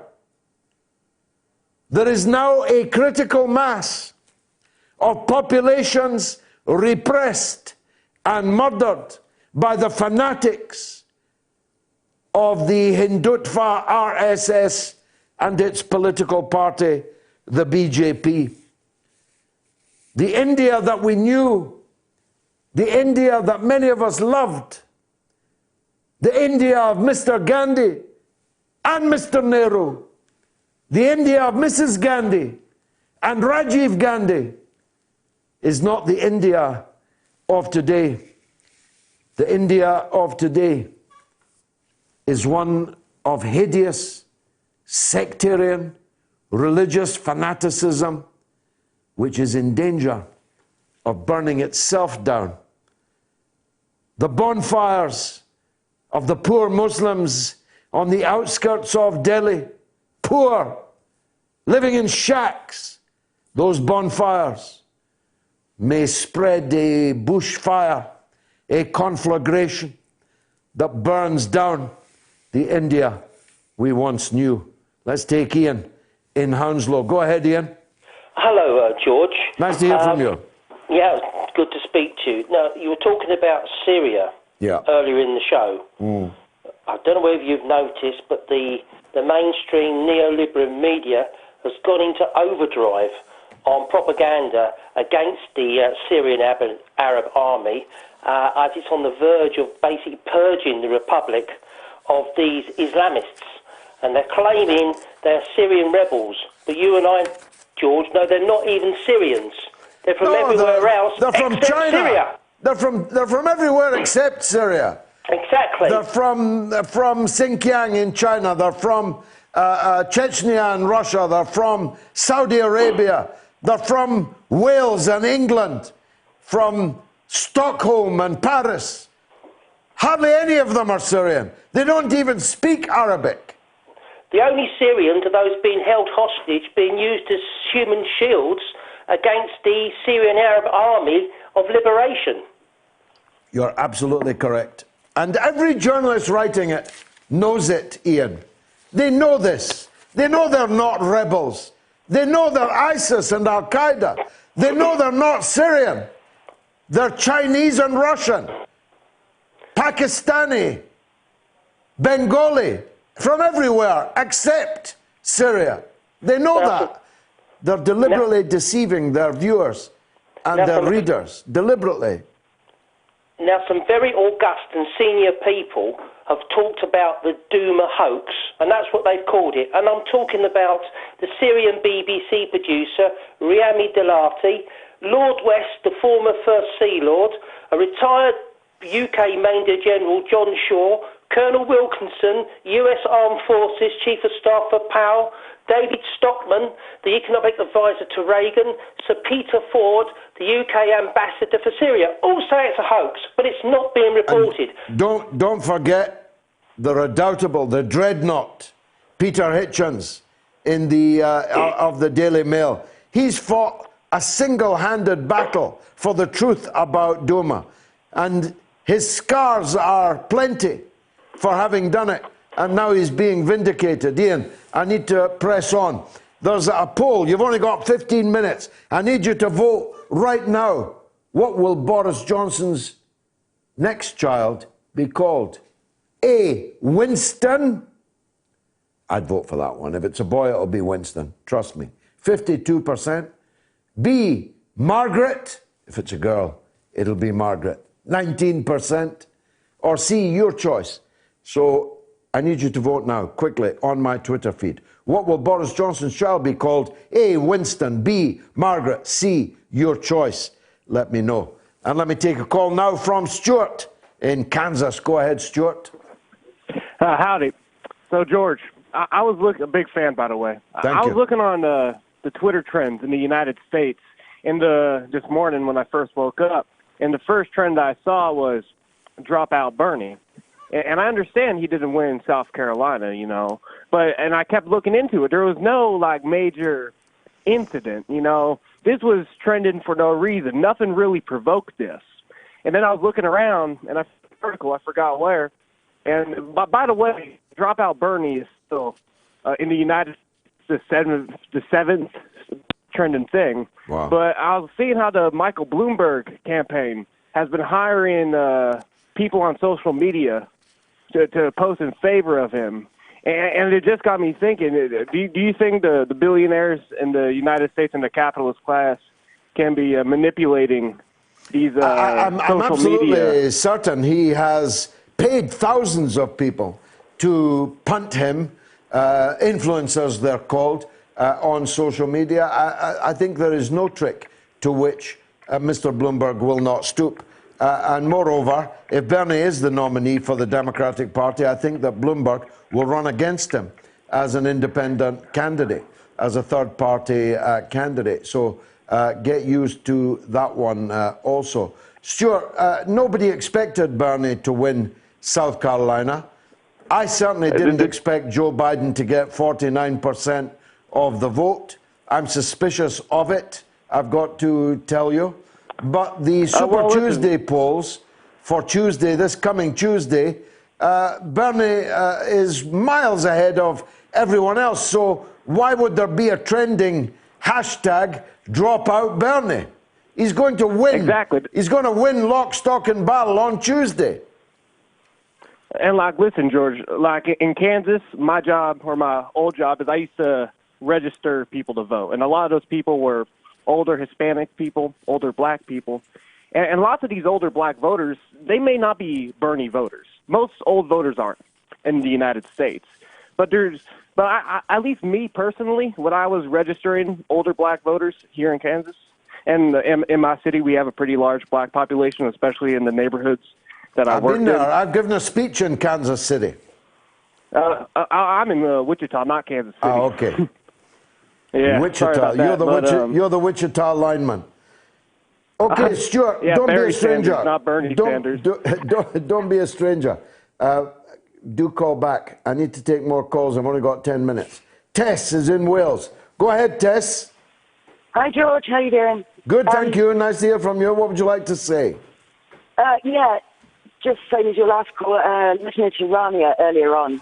This is all quite depressing. It seems to me that we can see Bernie getting cheated a mile off, right? So if that happens, the world is crazy. I can't cope. We've got Assange, we've got India, we've got everything that's going on. How do we deal with this? What do we do? How do we make this better? Well, I wish I knew. I wish I could. The first thing we have to do is properly analyze everything that you are seeing and talking about, to properly characterize what's at work here, who's at work here, in whose interests things are happening. So you have to, the ontology is important, the proper characterization of all these forces that are working in the world. We need to build an alternative media to the media that is misleading people. And you're part of that. This show is part of that. Everyone watching or listening to this show is part of that.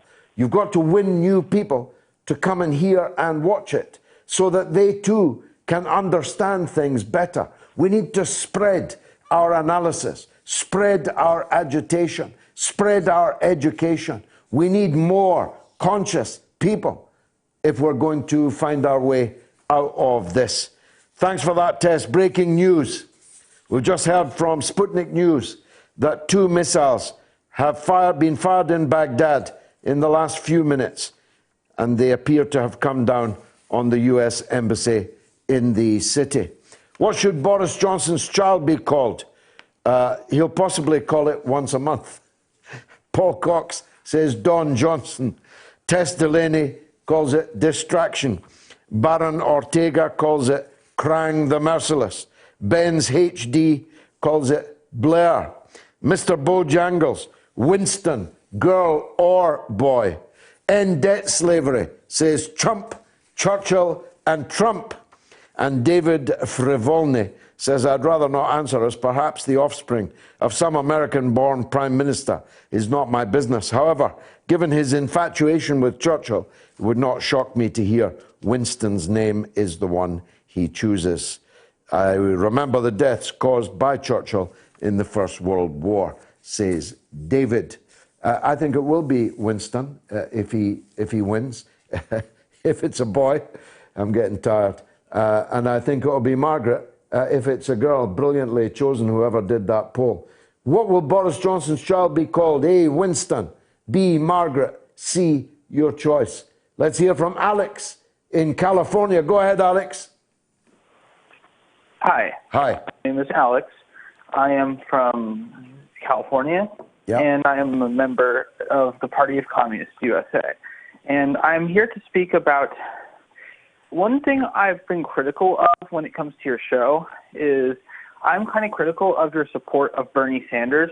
I'm not a neoliberal. I am not a neoliberal. I am critical of Sanders because of his support for the Democratic Party and his support for a party that is clearly anti-working class. Like, you're lucky, you are lucky that you have a party in England that at least claims to support the working class. Like, the Democrats don't even claim to support the working class. Yeah, go on. So that is my comment. Yeah, well, best of luck in finding a different show that is more to your Party of Communist taste. That's all I've got to say to you, because I've got more sensible people to talk to. And she's a legend. It's Norma in Bristol. Go ahead, Norma. Hello, George. I actually am just going to say very quickly that I've learned so much from your programs, and I'm 82 on Wednesday. Wow, 82, wow. And thank you for the inclusion and respect you've given me over the last few years. It's made me feel part of the community, and followed by my interesting Twitter account and my supporters. So really, I want to say I'm happy to feel that Moats there's no ageism in Moats, and that's it today. Definitely not, although we'd no idea you were 82. You sound far too sprightly. I hope I'm as sprightly as you when I'm 82. How's your husband, by the way? He's all right. Yes, he's all right. He's up and about. Is he taking you out for your 82nd? Yeah. We're going to a very smart restaurant for lunch, and then my sons are coming over for tea. And oh yes, we can't walk very well. I've got to stop coughing, George. But we should take a taxi and enjoy ourselves. And you're Fagash Flo on Twitter. I know because I follow you. Are you still smoking? Yeah, 66 years now. Oh dear. The doctors will. It's bad. It's really bad. Yeah. And you're 82. You've been smoking for 66 years, and you're one of the brightest contributors to the mother of all talk shows, which is a university. So all I can say on behalf, I think, of all of the listeners and all of the viewers, is to wish you the happiest of birthdays this week for your 82nd, and to wish you many happy returns. And you must tell me that you will call the show every Sunday, because we need your wisdom. We absolutely we need your wisdom and a little bit of humor that you bring to the show also. Everyone, follow her. Follow Norma on Twitter. Fagash Flo. It's a great name. Absolutely brilliant name. Just a time for a couple of reads. I see Erdogan is again weaponizing migrants, threatening the EU with another wave. This after the EU paid him €6 billion to house them on the border. Erdogan is an Islamist and wants a new Ottoman Empire. That's from Tony. Charlene in West Belfast says, I can't understand how these British and American liberal lovies still support Erdogan's proxies like HTS and Daesh. I, like so many others, have seen the horrific videos they produce, where they torture and behead Syrian soldiers and civilians, even eating the entrails of these slain human beings. Great show as always. Thank you, Charlene, for a beautiful message. Zona, on the other hand, says, any chance Galloway can get some opposing views on his laughably called university, instead of crawling up Putin's propaganda arse, where no reasonable person takes seriously. Thanks for watching, Zona. George, it's a strain of the flu. Take care. Don't panic, says Kevin. And Dave from South Wales says, you've made some great speeches in the past, but your speech on Tuesday night in defense of Julian Assange was nothing short of brilliant. Well done. Shame on our so-called mainstream media for their silence, or should I say cowardice. That's from Dave in South Wales. Dave, thank you very much for that. It's always better if you speak from the heart. Julian Assange is a very important person to me. I believe he's a world historic figure. He will be remembered long after the rats, vermin that have tried to destroy him are forgotten. Julian Assange is the most important political prisoner on the planet, and I will give, if necessary, my last breath to calling out those unjustly imprisoning him. It's been marvelous for me. I hope it was for you, and if it was, tell another listener, another viewer. Come back next week, same time.